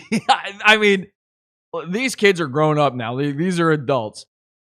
They rule. Wait until you hear. This is going to be the most embarrassing thing you've ever heard. The war of words flares, then smolders, flares, smolders. Someone needs to put it out. Little turds, and they're quoting him, is how Gully describes the kids today. Asleep at the wheel, he said of their parents, and Principal Abe Lukabow, just passing the buck. What especially steams Gully is that kids called him a pedophile online more than 40 times. He saved screenshots of those Facebook postings because he wants each kid to be held accountable. You know, I'm gonna pause reading this here. In fact, I might have gone the wrong direction with this because I've actually got audio of Gully talking about this. This is from an episode of his show from 2016 called Stop Internet Bullying. One of my favorite topics. Hashtag Bully Gully. I love it. Hashtag Bully Gully. Is this live? I'm going to play for you just a little bit of the beginning because he brings on a guest named Lisa Steindorf, and she's some sort of expert in child bullying. Here's a few exciting scenes from tonight's episode of The Tom Gully Show. Lisa Carlone Steindorf has been cultivating educational, personal, and professional development internationally for over 15 years. She's an expert in parenting methodologies, communication strategies, I want you to hear the conflict tone management change systems, peace education, and intercultural relations. So she's obviously going to be of great help on this show. She holds professional certifications as a mediator, a group facilitator, and trainer, as a person-centered coach and mentor, as well as a degree in business management. Lisa is a member of the National Association of Certified Mediators and of the International Coach Federation. Her system of training, Core Success for Schools, is accredited by the State Department of Education for the German National Schools System of Continuing Education and Professional Development Program. She's also a language teacher, both English and German. Okay, so that gives you an idea who she is. Now let's listen to him talk to her about bullying. A different experience for them. So you're removing really a proponent of stopping the bullying in the cyber format that you would probably have accessible in the classroom. Due to some violent content, parental discretion is advised. Oh, that's right. I'm sorry. I forgot. He's a fake radio guy. So here's all your fake radio dial noises. It's time, America. Mr. and Mrs. North and South American, all the ships at sea, let's go to press. So sit back. Every one of these fucking shows. Let me skip ahead. She's going to tell us how you can identify if someone is being bullied, what to do about it, and how you can keep from being bullied or from being a bully. Check out her website, coresuccess.com, to learn even more. This is going to be so pathetic. Learn more you will when you hear the interpersonal expertise of author, speaker, and mentor Lisa Carlone Steindorf tonight on The Tom Gully Show. Jesus Christ. I thought I did long intros. Okay, let me skip more. Jesus. Mediators and of the International Coach Federation. Her system of training, Core Success for Schools. It's like the fifth time I've heard about it, and we've been skipping around. Of Education for the German National Schools System of Continuing Education and Professional Development Program. He's doing two intros. She's also a language teacher, both English and German. Professional radio and a German man. interpreter and translator. Therefore, I will not be using any of my horrible German, and I will be paying attention to my almost equally as bad English. You can go to coresuccess.com to learn more about Lisa and her program. So she's got a book here out, Connected Parent, Empowered Child, 5 Learning Keys to Raising Happy, Confident, Responsible Kids. Welcome to the program, Lisa Carlone Steindorf. Thank you, Tom. Nice to be here. No, thank you. You did all the work. Otherwise, I wouldn't have been Happy to be here. able to read all that. So some kids sit at home and they want to be pro baseball players, and some kids want to be, movie stars or singers. What made you get interested in the field of sort of educational professional development? What made you say, this is something I really want to get into? Because you're obviously... All right, so this gives you an idea. He's just very calmly interviewing her. It's just a normal interview. Let's skip ahead a little bit more, hear their interaction a bit. Bullying has talking about bullying turned in so incredibly social and so incredibly organized and group participated in. Is that a differentiating factor between, I don't know, old bullying and new cyber bullying? Mm-hmm. That's an excellent. There isn't a very large difference between the two, and it's good that you bring that up. It's not so much that it has. Well, let me put it this way: in the old days, if you will, in the school atmosphere, where it's person to person, you have 3 parties. You have the person who's doing the bullying, you have the person who's being bullied, and then you have the bystanders, people that are observing this taking place. And usually you do have bystanders. Teachers usually are not aware of it, or adults are not, because people who bully are smart, and kids are ashamed to share that they're being bullied because there's a lot of shame involved in that. And the bystanders can make a huge difference in whether bullying continues or whether... So she says there's a lot of shame in being bullied. It's stopped. What you have... I'm telling you, what you're about to hear is so psycho. If you've been like iffy on Tom Gully, please give it a second, okay? I try. I ever let you down with the build up? Now with cyberbullying is that is this live? By moves the personal interaction, which drops the fear level. So if you're sitting, for example, in a classroom and somebody's being pushed around, at some point, usually kids will see this to a certain level, and then they'll say, wait, that's just not okay. And they'll say something, they'll step in, they'll call a teacher, they'll try and take action. If something is happening in a social format, like on Facebook, where people like on Facebook, for instance, can see this, hundreds of people can see this going on, there's really not the need or the desire to step in, or if they do step in, there's the thought of, oh, there are now hundreds of people that are going to hear me saying this. How stupid am I going to look? How am I going to be affected by this? So you're introducing an element. I love these people who have made their whole thing like, how do we stop It's a natural thing. It's like trying to stop, puberty. Well, I guess they try to do that now too. Never mind. For the bystander, for the person who could make a difference for the person. Part of growing up. And then it's not a part of adulthood. There should not be adults talking to other adults about bullying unless it's about kids. Now, the issue here is this lady is talking to Tom about kids being bullied.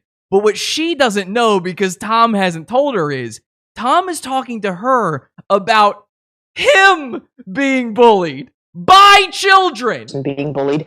And it's just a different experience for them. So you're removing really a proponent of stopping the bullying in the cyber format that you would probably have accessible in the classroom. Bullying is kind of a gray area, especially the cyberbullying. The laws haven't caught up. Listen to Schools this. don't really know how to deal with it, even though it's essential bullying to might grow. Start at school, and it might be a bunch of kids from the same school. If they don't do it on school grounds, the school's not anxious to get involved. What do you think can be done to cut down on the cyberbullying? Well, I think there are a couple things. Okay, so you hear this. This is a very calm, very even. If you tuned into this, you'd go, oh, it's just one of those shows. It's one of those shows where a guy sits there, he just finds any random person that'll talk to him about any topic that he thinks might get some clicks on it. And, there's 100 podcasts like this, right? Until the guest leaves. Something so psycho happens. I don't know how to set this up. I just needed you to hear the night and day difference. This is the exact same podcast. I'm just scrubbing ahead a few minutes later after he's dismissed his guest. And we're going to listen to the rest of this full thing because it is incredible. Look like or what they're wearing, but they are good just because if they got that, they'd have no reason to cyberbully and hurt anybody else. Be a much better world. I agree with you. God, what a great answer. Are you interested in telling people how they can get your book? Absolutely. So you can go onto my website, coresuccess.com. Who cares? Look like or what people how they can get your book. And Google Connected Parent. Tom Gully Show. Shazam. Just send an email to Tom at Watch thetomgullyshow.com. this. Beep, beep, beep, beep. Oh, it's Chef John. Food Wishes. And today, I'm going to show you how to make a tortellini. Hi there, Chef John here. What is the point of this? It's not a radio show. You're just wasting people's time with this. Just go to the next part, Tom.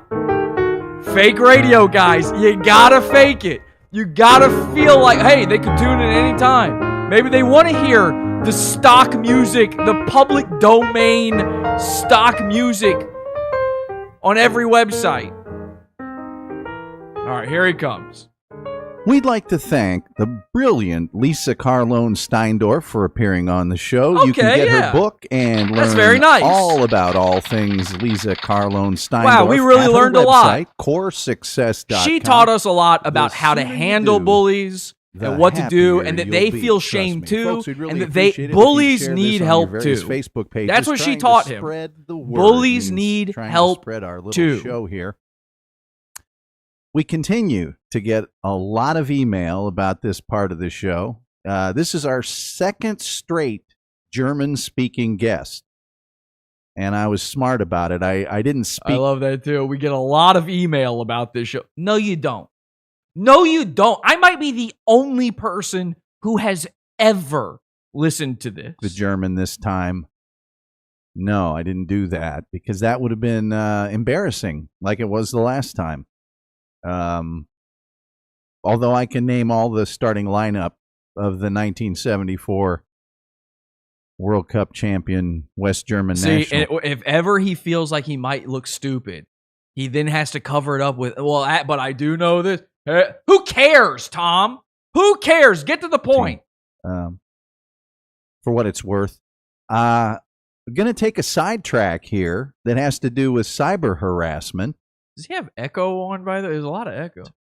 I've got a really great cyber harassment story that we're going to do a whole episode on. Okay. But I've never really talked about this on the show before. And I'm going to talk about it now since we had Lisa Carlone Steindorf on the program. And that is back in... now, he did not talk about this at all with her. I listened to this whole thing. She just taught him about bullies and how to stop bullying and that bullies need love too. That's what she taught him. He kept his mouth shut on this. And then as soon as she's gone... About 5 years ago, soon to be 6, I was the victim of a intense cyber harassment online by some kids from Central Bucks East High School in Pennsylvania. You don't admit that! You're a grown man! You don't tell people kids got ya. They won. That means they won. If you're mad on the internet because of kids making fun of you, they won. You can say all the, it was borings and reply with as many gifs as you want. They won. I mean, how stupid. This is a childless, wifeless, 58-year-old. This is a 50-year-old man. I mean, whenever this happened, he was like 50 years old or something. He was at least 50 years old. Okay? Imagine your dad going into his basement with his toy trains and looking at them and going, the kids on the playground made fun of me again today. And I had called out that school because one of their teachers had blogged that the kids there were vulgar and entitled and disrespectful and a lot of other negative things. And I posted a few things in support of that teacher who posted... This is the reason trolls exist. 100%. Anonymously, by the way. And some kids at school found out about it, raised a big stink. The school system was not happy about it and tried to fire her, but they found out that they couldn't. And it's a big, long story. The woman's name was Natalie Monroe. Stop posting your L's online. You have the choice. You have the choice to just not say anything. You can do that. You cannot respond to stuff that upsets you on the internet. Now, my suggestion would be do what I do. Just don't be upset about it. But you have the ability to not respond. You have the ability to say nothing. Instead, you basically told the internet that kids beat you up. Munroe. And I had a kid call me a child molester, a pedophile, by my name. He's paranormal! Several places online. And I told him, look, you can say all sorts of stuff about me. I think it's no secret to... Kids love Tom Gully. They're making art of him. Kids have a natural attraction toward Tom Gully. It's not the other. I'm not saying it's the other way around. Okay? Let me be clear. I am not saying anything about Mr. Gully's proclivities. But kids are drawn to him. I think that's why these kids bullied him. You know, a lot of times, you ever hear about this? A little boy's in love with a little girl. He pulls her pigtails. You know, he bullies her a little bit. It's a natural reaction. They don't know what their hormones are raging. They don't know what to do with those feelings. So it's really the kid's fault. Anybody that has been following the show, I've been on very large radio stations in very large markets talking about sports and various other subjects for decades now. And I take all sorts of criticism and harassment. I mean, believe me, if I say Tony Romo didn't check down to the proper receiver, I get 1,000 emails telling me. No, you don't. No, you don't. That's a lie. That's a lie. Show me the email. Show me the email. You would still have the email. Show me the emails. I want to see the emails posted. I want to see proof of the emails. I mean, what a jerk I am. Lock her up. This is a hashtag lock her up moment. We need to see the emails. WikiLeaks. And you look funny. Your teeth are messed up. Whatever. So kids are even telling him about his journeyman's teeth. It rolls right off my back. But that one thing you don't get to do. And I warn these. Why? Why that one thing? I mean, being called a pedo online is that's as common as being called Hitler online. It's almost mean unless somebody produces actual evidence that backs it up, it's meaningless.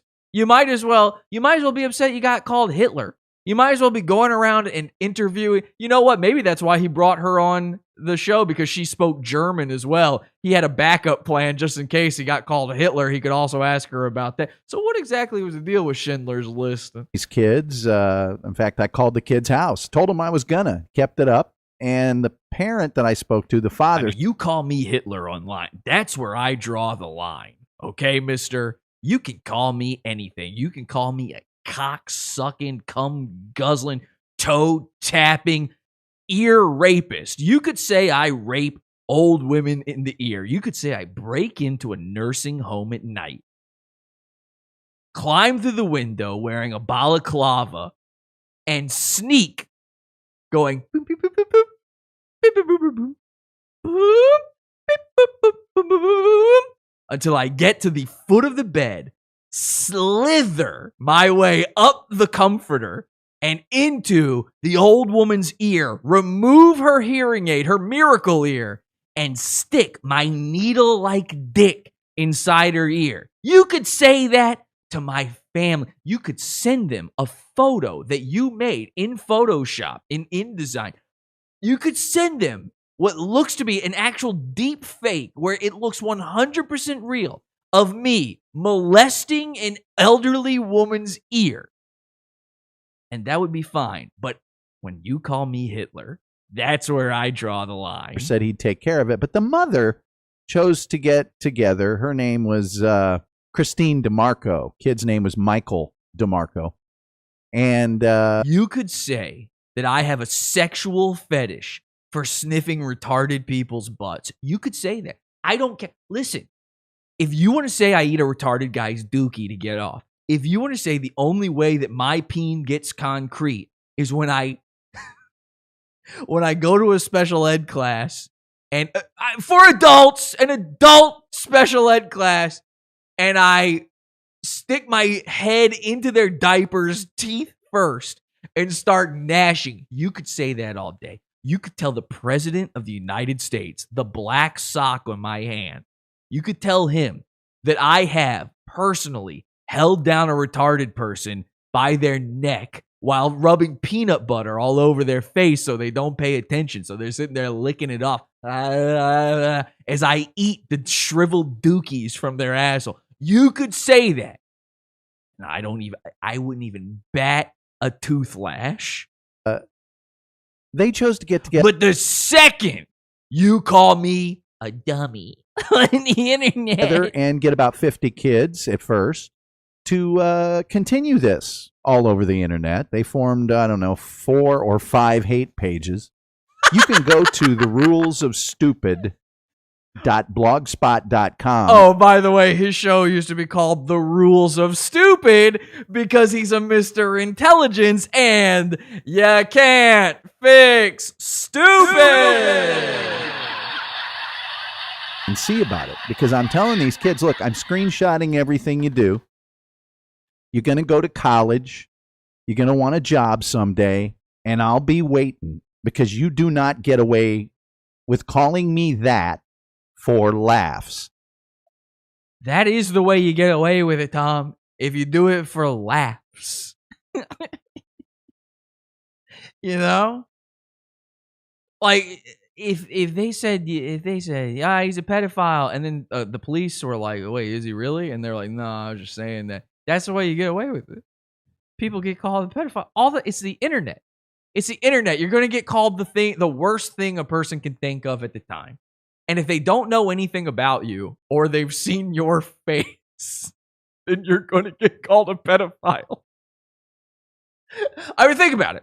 Listen, I don't like this. I'm not saying anything. I'm not saying this is a good thing, but you're driving and you get cut off by another car and it's close, man. I mean, they almost hit you and you're like, what the and you look over and you see who's driving and it's a black guy. All I'm saying is you might be the least racist person on earth, but that the second you get cut off on the internet and you see it's a black guy, your index finger is going to be hitting that end. Okay, now maybe you don't type it out all the way. Maybe you catch yourself. You get to the eye, you go, you know what, I thought better of this, backspace. But your mind went there. Hitler, for a lot of people, it's the worst thing they can think of is Hitler. They don't know anything about you. They don't have a better insult for it. If they knew, listen, you get called Hitler until they know you're Italian, and then you get called a guinea or a wop. It's that simple. You know, you get cut off in traffic by the Asian lady. Oh, I really don't even have to say anything about that one. If you're a dad, you just go, of course. Of course. Who didn't see that one? But you know what's going on. You know what I mean by this. You see an old white guy and who looks like Tom. And he's talking to kids. You know, he's on the Facebook page and having an argument with the kids. What are they going to call you, Tom? What are they going to call you? What you should have done is said, I'll have you know I'm a fake radio guy. And then they could call you, I don't know, something else like Soupy Sales. Recently, somebody else has been trying to do that for laughs. And let's just say he who laughs last laughs best. But these kids kept it up. It's the hardest, but okay. Kept it up. And you can read about everything that happened there. They had things sent to my home or what they thought was my home. They harassed people. Oops, that was a slip. I recognize that. That's a goon slippage where he said they had things sent to my home. He went, shit, I just revealed that that's actually my address and they got it right. Let me backtrack.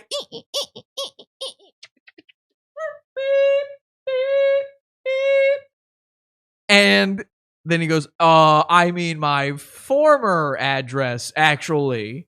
And then he panically darts his eyes back and forth for 14 minutes. People who actually just had the same name as me. Believe it or not, there's a bunch of Tom Gullys in the United States, and there's several here in the Dallas-Fort Worth area. There's no way. There's only one Tom Gully in any state at a time. Okay? I'm pretty sure if two Gullys met, it would be like a Hancock situation. And this went on and on and on and on and on. And it you know, they harassed my family. They did all sorts of things. You know, if you've got something. Sure they did. That's even remotely true, that's great. But this one thing, that one name, you don't get to call me. Well, they didn't know the rules ahead of time. Did you post the rules ahead of time? Here's what you need to do, Tom. You got a Facebook page. I've seen it. Tom Gully. I think it's like tom.gully1 or something, facebook.com. Anyway, you can find him. Tom Gully on Facebook. Here's what you got to do then. You go to your Facebook page and your cover image, you put the rules for interacting with you on the internet. Hey, stupids. Since I can't fix you, here's the rules ahead of time. And you go, rule number 1. I'm sorry. You're just not allowed to call me a pedophile. And then for the rest of the rules, you suspiciously have nothing. That's your only rule, apparently. So, again, they're going to look at that and go, that's weird. How often is he getting called a pedophile that this is a problem? But you put that up there, and then we're good to go. They didn't know that you can't. You're playing Calvin ball at this point. They're having to play catch up. I'm sorry. Not gonna happen. Not in this universe. It happened, and he's on the verge of tears.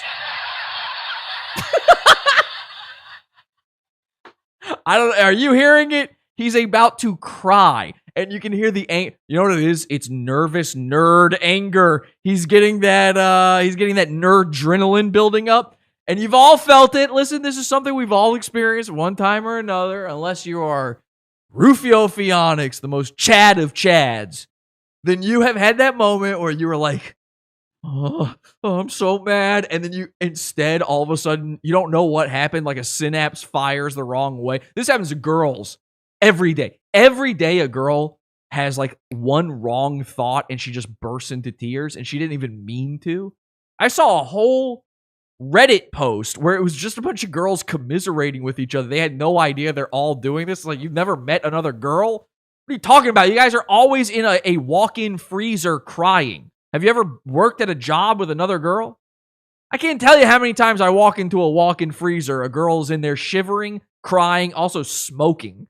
I don't know why that's allowed in a walk-in freezer. I guess, the cold takes care of it. And I go,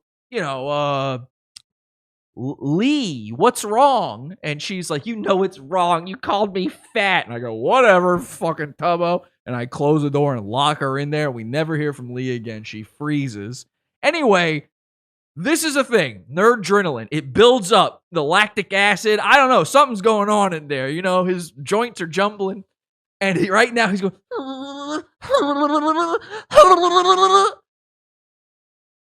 And then eventually just comes out as tears. He's got nothing. And then it's just tears. He doesn't know how to express himself. And by the way, Tom is an athlete. He was a soccer player. He's almost as tall as me. He's 6'5". I'm 6'7". He's a big guy.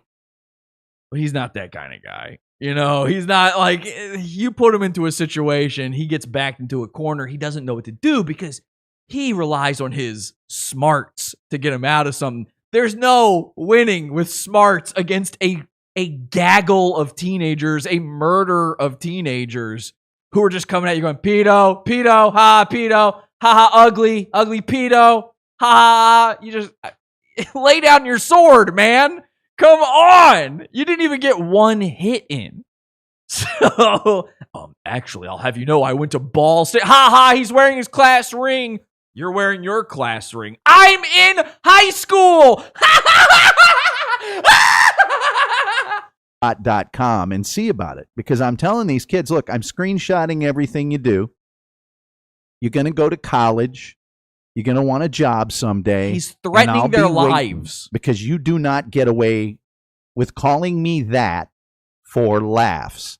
And recently somebody else has been trying to do that. I went back too far. I apologize, but I'm glad we did, because keep that in mind. He's telling these kids he's going to follow them to the end of time for the one time on Facebook as children. These were children, Tom. They're kids. I know you're watching, Tom. They're kids. They make stupid mistakes. You never made a dumb mistake as a kid? Like, for instance, think you're going to be a radio man one day and then never, ever stop doing it? They're kids. Are you a pedo? If you're not, then why do you care this much? I don't think you are. I think kids love you.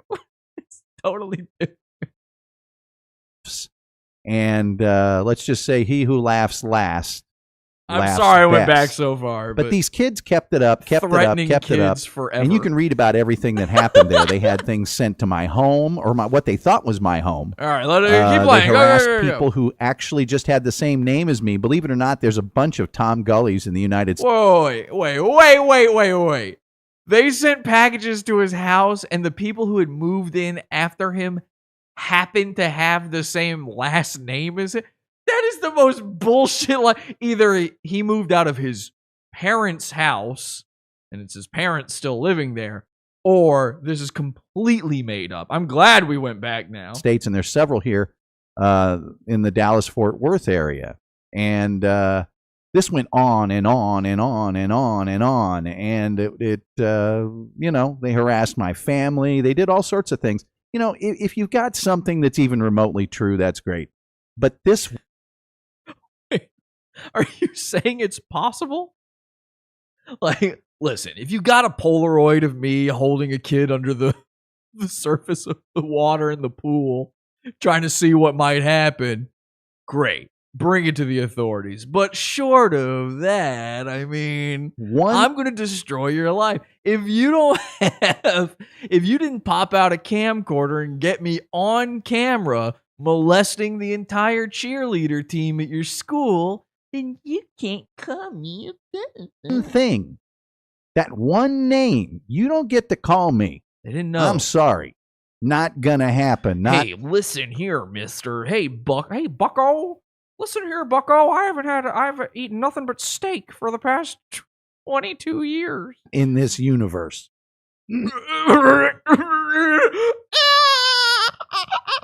He's actually about to vomit from tears. Excuse me. And pull it together, Gully. Come on, Gully, you've got this. Come on. You gotta make the kids feel threatened. I gotta look big. I'm a big man. They're just little kids and I'm big. I put up a whole website about it, and believe it or not, I've actually contacted employers. Some of these kids kept it up into college. Well, college is... So this is a years-long battle that is still going on. And when they get to college, he's like, are you sure you want these kids in your college? They called me, Dr. Gully, a pedophile. Don't really respond well to... I hear the kids actually call him Dr. Gully. No, it's okay, kid. I'm a doctor. I'm just joking. That's a joke. Using your university email services. Not like this local school system did. The principal at this local high school in Pennsylvania told me he was launching an IT investigation and contacting local... Somebody said, now this is live apparently, because somebody named The Deuce says, we pranked this guy for months. Who's we? By the way, if you were one of these kids, he mentions a name in this. I don't know if he already said it and I missed it. If you were one of these kids, or you were around at the time, you know anything about it, hit me up. Now, by the way, I'm not telling children to hit me up. These are grown adults now. Let me be clear, okay? Head your ass! So... Imagine if my response to them was this. Listen, I want to hear from you. I want to hear your side of the story. And like, did it really affect your life? Because there's two things here. You guys know this about me. I'm against deplatforming. And I believe doing these things is going after someone's, not livelihood, their life. I literally made a thing in order to stop this. I had a whole show about a way to stop this sort of thing from happening and to be more careful online to make sure unhinged retards like this don't do this sort of thing to you over jokes on the internet. The stupidest thing you can... I mean, this is a guy who considers himself a sort of comedian. To some degree, he must consider himself funny to some degree. He does little jokes here and there, and he can't take it. He can't handle the heat. It's the sickest thing, man. It's really disgusting. And there's a part of me... I hate this, obviously. The part of me that hates this because of that. There's another part of me that thinks he's lying about it. That he didn't manage to get anybody taken. So I want to know the truth. Because this might be another one of his braggadocious claims, you know? This might just be him throwing a little twinkle toes out there trying to make you think, oh, he's a big guy. Tom Gully is full of that stuff since day one of calling into the Tom Gully show. And all of this started, this whole snowball comes from 3 magic words. Is this live? And that was the phrase that prompted Tom Gully to actually immediately attempt to dox my phone number and then threaten me and tell me how he's taken down bigger people than me. By the way, I've never used a real phone number with Tom Gully, you idiot. I'm calling over and over and over again from hundreds of brand new phone numbers. And I have unlimited phone numbers. Have you not noticed that yet, Tom? Didn't stop him from trying to read out what he thought was my number on air. Great job, stupid. So I would love to talk to anybody who is actually involved with this. The parent, the kid, the employer, whoever. If you know Gully, get in my Gullerino. Authorities, I did a request for records from that school, and they told me they had absolutely no record of that. In other words, he didn't do it. Yeah. And therefore, you can go to the rulesofstupid.blogspot.com. I contacted several universities. Penn State, the place with actual pedophiles, did nothing about this when a kid kept it up at Penn State. And I've got the Penn State police belching on the phone. And well, obviously Penn State wouldn't do it. You're a fake pedophile. They don't even do anything about the real one. All sorts of other things. It's actually pretty wild. New York University, however, did take it seriously. And somebody didn't get to continue going to school there for whatever reason. And a few of these... What do you mean? Now, that's interesting too. Let's assume this is real. He says for whatever reason. Well, he would just say it was for the pedophile thing, if that's what it was. So this dude might even just be lying to people to try to get these kids killed, to try to get their livelihoods taken away from them, to try to get them out of college and all this stuff. He might just be saying like that. I once saw him plant a bomb at a mosque. So I don't know. Do you really want him there? I heard he was behind 9/11. You're in New York. These people, I have, found out where they got their first jobs. And I will continue doing that, by the way, because these kids were really getting their jollies. Ha, ha, ha, ha. Maybe we'll stop. Yeah, I'm reminded. I was told that at the end of the first time we pranked him, that he would be contacting my local chapter of the NAACP. Well, Tom, I'm going to give you a little clue here as to where I live. Where I live, they don't have a chapter. Catch my drift. You know, when I get called Hitler online, I go, yes. I'm kidding. It's not real. I'm not really a racist, Tom. I just like making you feel bad. I have a feeling that if I were to say the N-word on the Tom Gully show, something I would never do, but if I were to do that no black people would ever hear it, and the only person feeling bad about it would be Tom Gully. Tom Gully is the N-word of the Tom Gully show. If you quit criticizing our school. Is that word okay? Now, from what I understand, the only word you can't say about him is that he's a pedophile. But are you allowed to call him a cyber harassment? I don't dig it. I'm sorry. And if you want to cyber harass me, you don't dig it? Boy, you better batten down the hatches, because I will find out every real and true thing about you, and I'll just put it up on a website or do a show about it. Like one of those websites you have that nobody looks at but me? And unfortunately for these kids, I screenshotted all this stuff, and you can see it at the rulesofstupid.blogspot.com. I don't think that exists anymore, by the way. Countless examples. A few of them gave me their phone number. I called them on the phone. I recorded the phone calls. What state did you do that from, Tom? Because some states, that's not legal to do unless you told them. Uh-oh, Tom, you're recording calls with children without consent? I don't know. Well, guess what?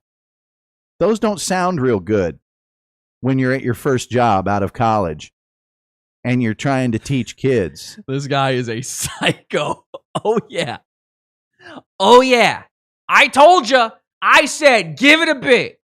It's a slow build, man. And I send that to your employer. Anyway, you can see all that there. And now, again, he didn't say any of this while the lady was on the phone. Why not? Why didn't you talk to the lady about this? Why didn't you say to her, now, how do I stop these meddling kids from calling me a child molester online? We'll continue. But excuse me, what? What did you say? The interview did it cut out? Is it a Skype problem? I'm saying, how do I stop these teenagers from harassing me? By the way, I'm not done with these kids by a long shot. Clip it!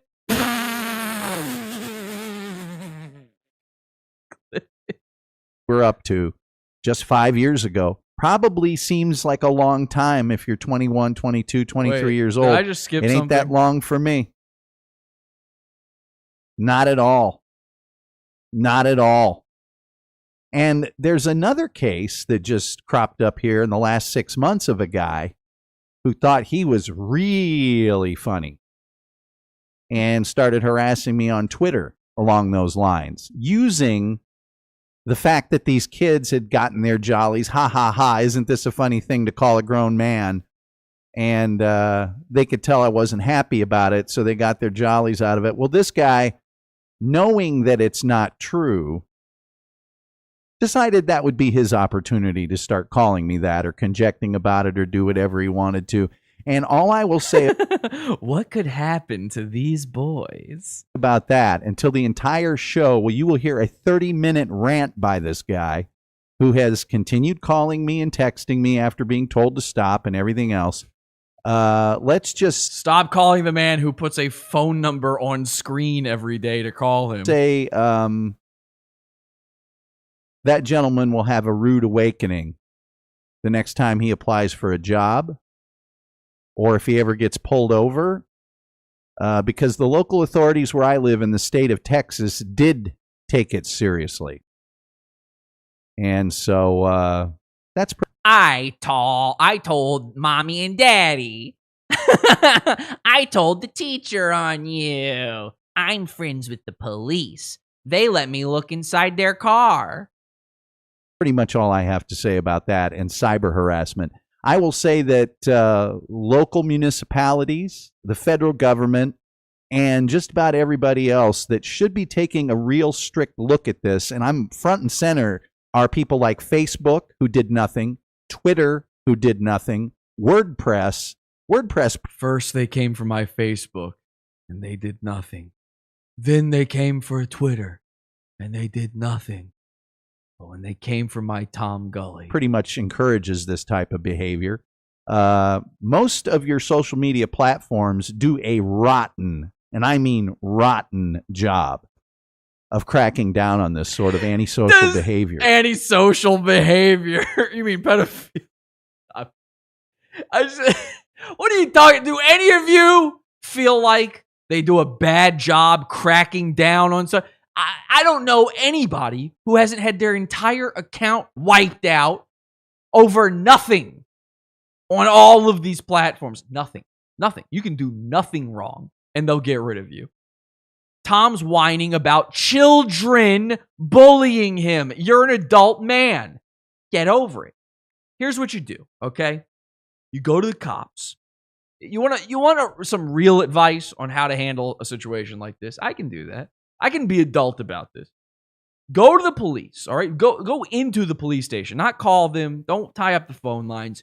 Go into the police station and ask to speak to one of the detectives or an officer on duty, whoever they have available. You know, you don't want to take up too much of their time or anything, but it's important. And you say to them, listen, I'm 58 years old and I'm a complete fucking loser and retard. I'm stupid as a brick and you can't fix it. Bring this with you, by the way. And on top of all of that, the cherry on top of the Tom Gully sundae is even kids make fun of me. Officer, what can I do to stop being the miserable old cunt that I am? And if this is Texas, well, he used to live in Texas. I think he's in Utah now. So Utah, that's probably pretty similar. I don't know how they are about this sort of thing. Feels like a Texas, maybe go to the Texas guy. But hopefully, if it's a cool officer, what he'll do is he'll go, well, and he'll do that thing where he adjusts his belt. He kind of pulls it up over his belly.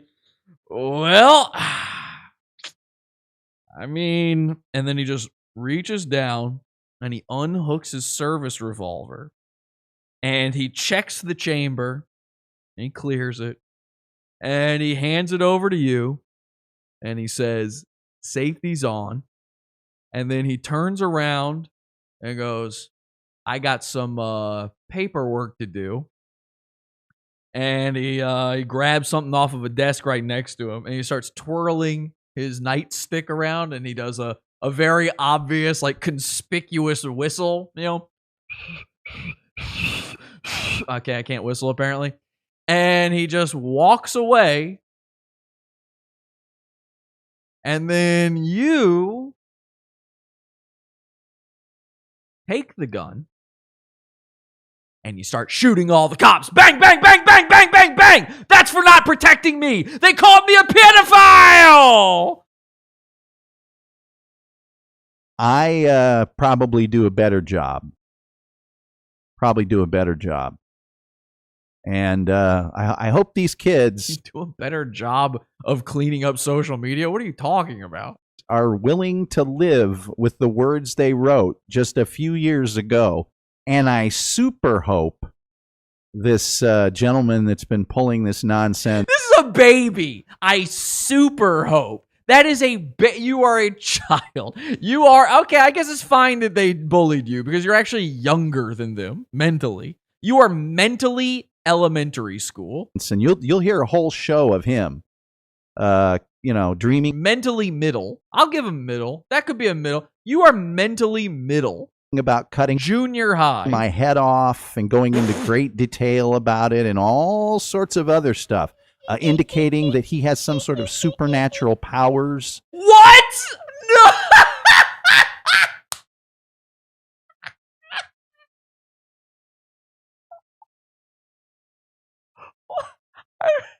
I'm so sorry. I'm going to have to roll that back and listen to it again, which means I'm probably going to overshoot it. But if I don't hear that again, I will ask a cop for a gun and then have to do what needs to be done. Okay, let me just roll it back a little bit here. This gentleman that's been pulling this nonsense, and you'll hear a whole show of him. Oh, it sent me way further back. That's not where I clicked. It's screw. This player is screwy. I apologize. That's really not me. I just watched the number completely jump. Dreaming about cutting my head off and going into great detail about it and all sorts of other stuff. That's funny on its own, but then this next part. Indicating that he has some sort of supernatural powers and can stare into a candle and wish people dead. Whoever this is he's talking about, reach out to me. You are my best friend. I have been looking for you for my whole life. You are now the co-host of Podawful, okay? You now make money. You now make more money doing radio than Tom Gully ever has. Because I have a seat here. It's open for Elijah. Come to me. You told Tom Gully that you can magically wish him away with the power of a candle. I one time, we've talked about hacking people's houses on fire, but this is brilliant. This is great. And let me be clear about something. We dabble. We don't dabble in the paranormal here, but at Podawful, we dabble in the supernatural. We have a god. He's a chaos magic god. His name is Dear God, and he's right there. And Dear God makes some weird things happen. I've had ex-girlfriends bitten by rabies-filled bats. I've made a man walk off of a roof. There's so many things have happened on this show that are so inexplicable. I can't even begin to list them all, okay? I tell you what, you want to know the list? Look at our YouTube page and look at the thumbnails. They're all the crazy things. So I dabble in the supernatural. I've got powers of my own. I have preternatural abilities. I have abilities that the Jedi would not have taught you. I have access to forces unseen, to unmentionable power. I practice a dark art.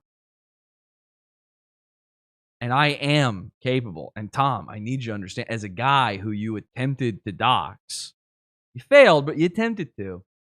As a guy who you have threatened, as a guy who, now knows your proclivities for trying to make people's jobs go away and hurting them, all for words on the internet. I need you to understand, I do have very, very strange powers. And they don't require a candle either. Why? I'm capable of, just by fluttering my eyes, I could actually turn you on sexually and make you desire me as another man, man to man. I could make you want me. And as I lure you in across state lines to my humble abode, you would come to my door and knock. I would let you in. I'd be wearing nothing but a sheer nightgown. And I'd be holding a rose, a single rose. And I would tease your nose with the rose. And I would run it down your sternum. And I would lead you up to my bedroom.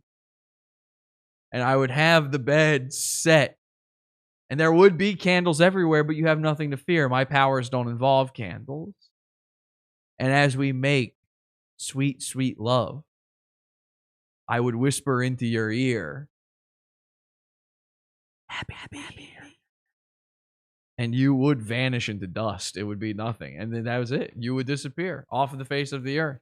And I would fully own your show. And I would host it. And I would rename my channel The Tom Gully Show. And by the way, I could just do that now without any of the gay sex. I don't even know why I did all that. And things of this nature. Yeah, real Fruit Loop type stuff. This whoever that guy is awesome. Show with Ms. Steindorf was actually recorded in August, and I have to apologize to her because at the suggestion of local law enforcement, I haven't issued any shows since that. Whoa, there's the alarm. Somebody's calling me. It's the goon alarm. This guy's psycho. I haven't issued any shows. And that was, as I said, at the suggestion of... I will be trademarking the Tom Gully Show, and I will be registering that trademark along with the logo. Local law enforcement. Well, let's just say that now they've done their due diligence and some binding things, and I have to tip my cap. Like a spell? Some binding things. I love... Oh, man, these weird... These vague threats goons do where they don't know. He doesn't even know how law works. They've done some binding things. And I'll tell you what, here right after Christmas, we'll get right on this. It's a Christmas Day debacle. Up to them, because the first time this happened back in 2011. The first time? Wait, this has happened multiple times to you? How does this even happen a second time? Nobody did anything. Nobody did anything. Wow, a victim of the bystander effect. I can't believe you, Tom, a grown man. Nobody came rushing to your aid when those children held you down and raped you. And these people did. And boy, did they. Somebody's got a rude awakening coming up. And it's great to live in Texas, is all I'll say about that. So at any rate, we really need to take a look at some of the practices and some of the laws that need to be changed about this, because most of this stuff happens across state lines, and nobody wants to take it seriously, and there's no teeth. There's a thing called IC3 that the federal government runs, and it's really not much of a solution. Really isn't. Even the Postal Service, when all of this stuff was getting sent to where they thought I lived, I just happened to know the person that was getting it because it was a former address of mine. So they're related. You know them, their last name is Gully, and they live in your old house. Either you still live there and this is a lie, or that's your dad. And anything they could order for free. Canes for the blind, Bibles. This is next level. These kids are next level.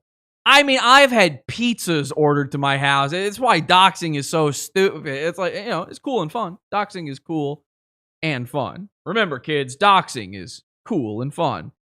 I have heard of pizzas. I have never heard of somebody being sent canes for the blind. Imagine being sent that. What are they trying to say about you? They've ordered you a cane. Name it. Pizza delivered. Obviously, pizza. Okay, that's, Some of the kids aren't as bright. All right, not everybody can wish a man away with a candle. The house. 4 large pizzas loaded, 4 wings loaded, 4 liters of Coke, and this poor person and the delivery driver has to be told, "No, sorry, that we didn't order that." Books, magazines. I had so many magazine subscriptions that I had to take off my name. You know, stuff's got to stop. It's gotta stop. Take a look at this man's fucking head. I mean, seriously, zoom in. RoboCam, please. Thank you. Look at this guy. This is the face he's making while saying all of these things. And I'm sure Ms. Steindorf and people like her might say, well, just ignore them. Nah, that doesn't always work. That ship They is don't always sailed, stop, toots. Especially in a big pack of a couple hundred kids. He does consider them to Or be if you're just a pack. maybe not all there like this other guy. They don't quit. They don't quit, so you have to go on the offensive. And I live in the light. I use my real name. I don't have anything to hide at all. Thou doth protest too much. Listen, okay, you're not a, we get it. I have got nothing to hide. Nothing. Sunlight, the best disinfectant. Don't even bother looking in that closet. No, the closet door is open. See? When you walked in, the closet was already open. Thus, there is no need to look in the attic. Everything is out. We're on the up and up here, okay? We're good. Because of the nothing I've ever done. Ever. So, at any rate, we got to do something about this. And I've often thought about having the listeners go on the offensive with me. Oh but as my you guys God. know, But as you know, you don't exist. Morty Vicker, go get him! Get him, Morty! the show's for you. It's about you. I get people all the time. Your show sucks. You're stupid. Now that I believe he gets that. I don't believe he gets emails. I don't believe there's anybody for him to sick. He can't sick his listeners on anybody. I do believe he hears that he's stupid and his show sucks. I don't have any talent. Guess what? The show isn't for you then. I don't care what you say. I care about the people that listen to this program. That's us, the Gully Heads, everybody. Thank you. Thanks, Tom. We love you too. That's it. And we run a very eclectic show here. I could do a show about comic books or any number of topics that if I really wanted If I wanted to have a topic, if I wanted to do that instead of read Morty Vickers' comments, I mean, yeah, I could try, sure. If I wanted to try, I could, but I don't want to do that. So this show's not for you. Ton of listeners. I'm more interested in people that are interested in eclectic, diverse, interesting things. So that's why we do the show. And so I'm pretty much bulletproof to anything anybody wants to But you're not bullets proof, Tom. Say about me. But you can't say that. Just the most foul abomination for laughs, for kicks, for jokes. You're not putting that on my name and my reputation. Isn't going to happen. Not in my Black History This Month. last guy thinks he's real cute, too. Well, hang on. Let's not talk about how cute he is, Tom. I mean, they're accusing you of things He here. thinks he's real cute about it. And other people didn't think so. So, at any rate. We'd appreciate it if you'd like the Tom Gully Show. Who's we? It's called the Tom Gully Show and you're Tom Gully. Who is we? Me, but the show on Facebook, too, if the mood strikes you. And, of course, there's always the TomGullyShow.com. That's where you can find everything about the show. By the way, we've redone the website. In our Okay, who cares? Anyway, there you go. How amazing was that? And it doesn't end there. There's way more. There is way more. We got plenty more for you tonight in the Pod After Show. I've got an entire hour and a half at least of me talking to Tom Gully that you can't find anywhere else. But before we go to that, it hit me. I was looking at all that beautiful Gullerino Gullyhead fan art, and I'm thinking about Tom's words here. And it occurs to me, maybe we should actually help Tom out. If we're going to be fans of Tom, we should be fans of Tom. So I'm going to do this. I'm going to make my own Tom Gully fan art with the help of my good friend, you know it, you love it, the Telestrator, ladies and gentlemen. The only Telestrator in the business, except no substitutes, certainly not when Royce does it. Now, I got Tom's image here on screen so I can take a look at and get it just right. I want to make sure this is just right, but I want to use mine for good, and I want you guys to do this as well. Make your own Tom Gully fan art and submit it to reddit.com/r/the Tom Gully Show. Find the Tom Gully Show on Reddit. Submit your fan art, and let's see if we can't spread the word out there about Tom and him not being a pedophile. Okay, so let's start with our Tom Gully art. First, you start with just his stupid hair. So he's got his stupid, it's just sort of a dumb cartoon character style buzz cut here. There we go. And then you kind of, I mean, it's not really a buzz cut. I don't even know how to describe it. It's a number 2 on the razor, maybe. You just do that, and you give him a big stupid head like this. Okay, and he wears his headphones, so you give him the headphones.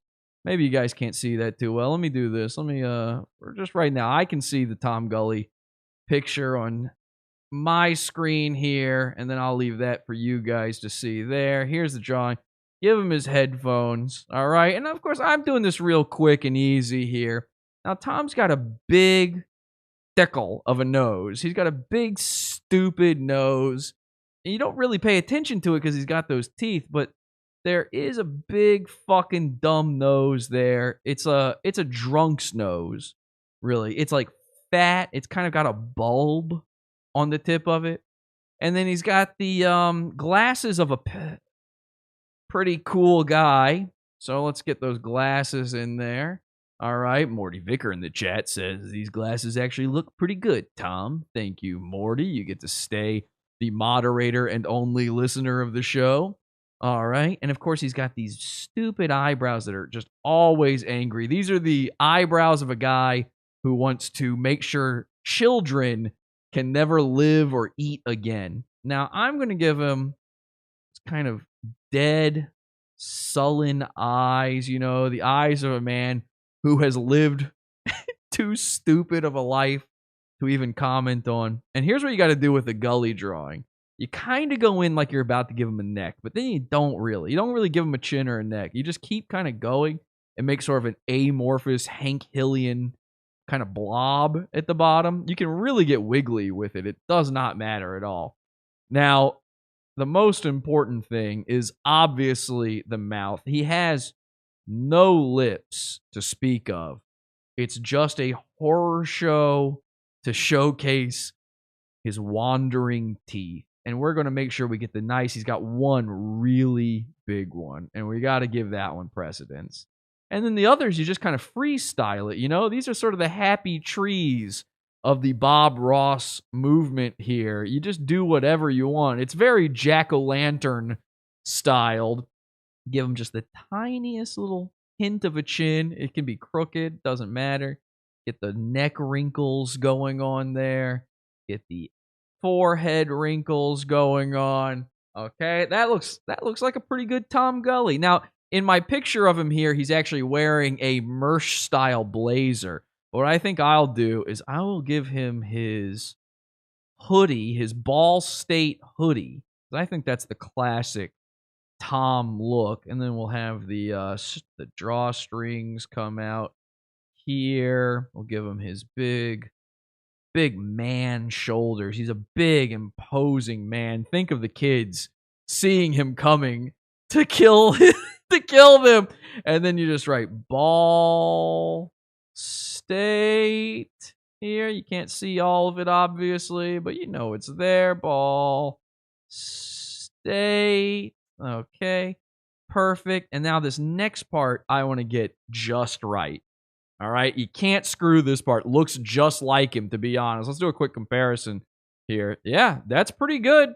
I'd say that's pretty good, right? Okay, so let's do this then. Let's get this here, and now we got to do the message. And I think the best thing to do is to to do the Tom Gully style logo. We've been wanting to know what that font is forever now. So I'm going to try my best. I'm looking at his font right now. I'm going to try my best to replicate it by hand. You know, I do my best here. Obviously, it won't be perfect, but we love his font. Here we go. Tom, okay, T-O. There we go.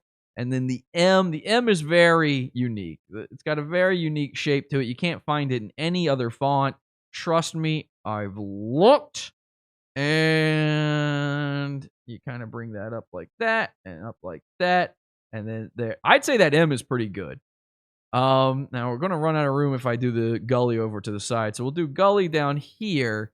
And the G is very specific too. It's like it almost not even got a tail on it, but it does.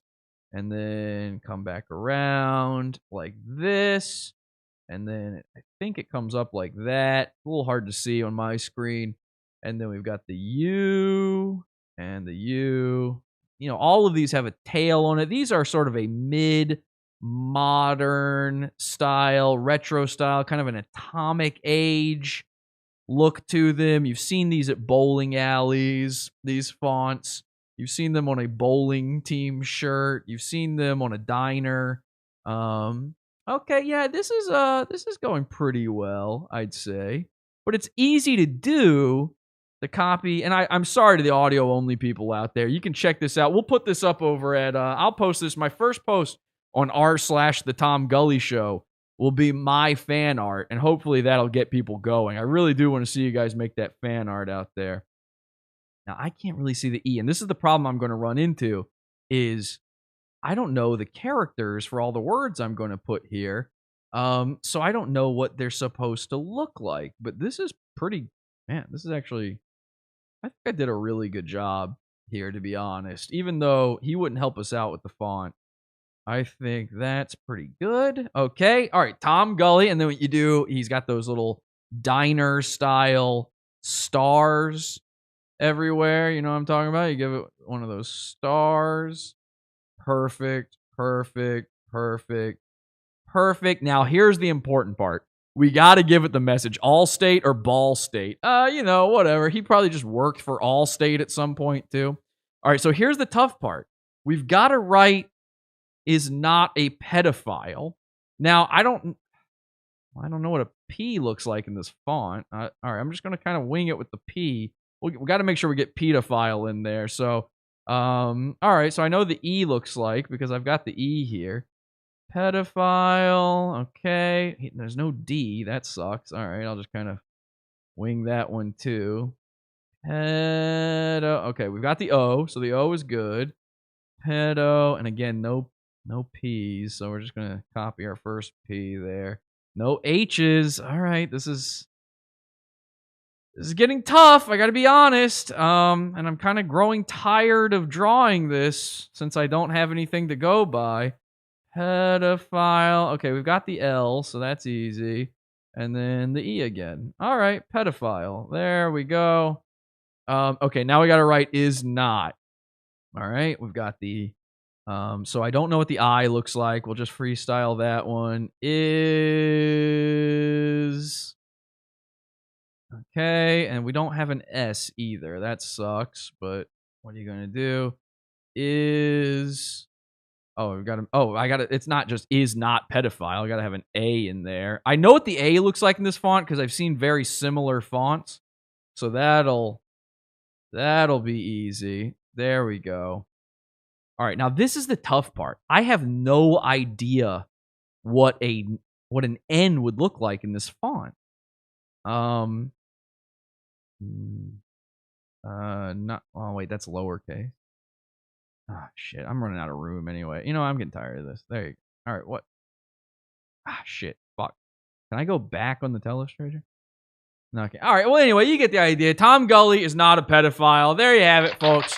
Screenshot that. I kind of screwed that. All right, we'll just make that a star. You know, that's just another one of those diner stars. Looks just like his logo. As soon as he tells me what the font is, I'll correct this, okay? You know what? That's starting to look like something else, actually. He looks like he's getting called something else on the internet again. Anyway, whatever. You guys get the point. Tom Gully, he's a nice guy, and give him a break. Make those fan arts and let people know Tom Gully is not a pedophile. And Tom, as soon as I get that font from you, is this live? Is this live? Oh God, is this live? Is this live? Okay, I think it's live again. Jesus, wow. Well, that's what happens when you're live, and then you're not live, and then you're live, and then you're not live. And I think all of this, it's pretty obvious at this point, could have been solved if we had just gotten that font from Tom. So as soon as we get that font, Tom, I promise you. But in the meantime, we'll get all this fixed. Trust me, one day this won't happen anymore. We won't have Tom-style Skype problems.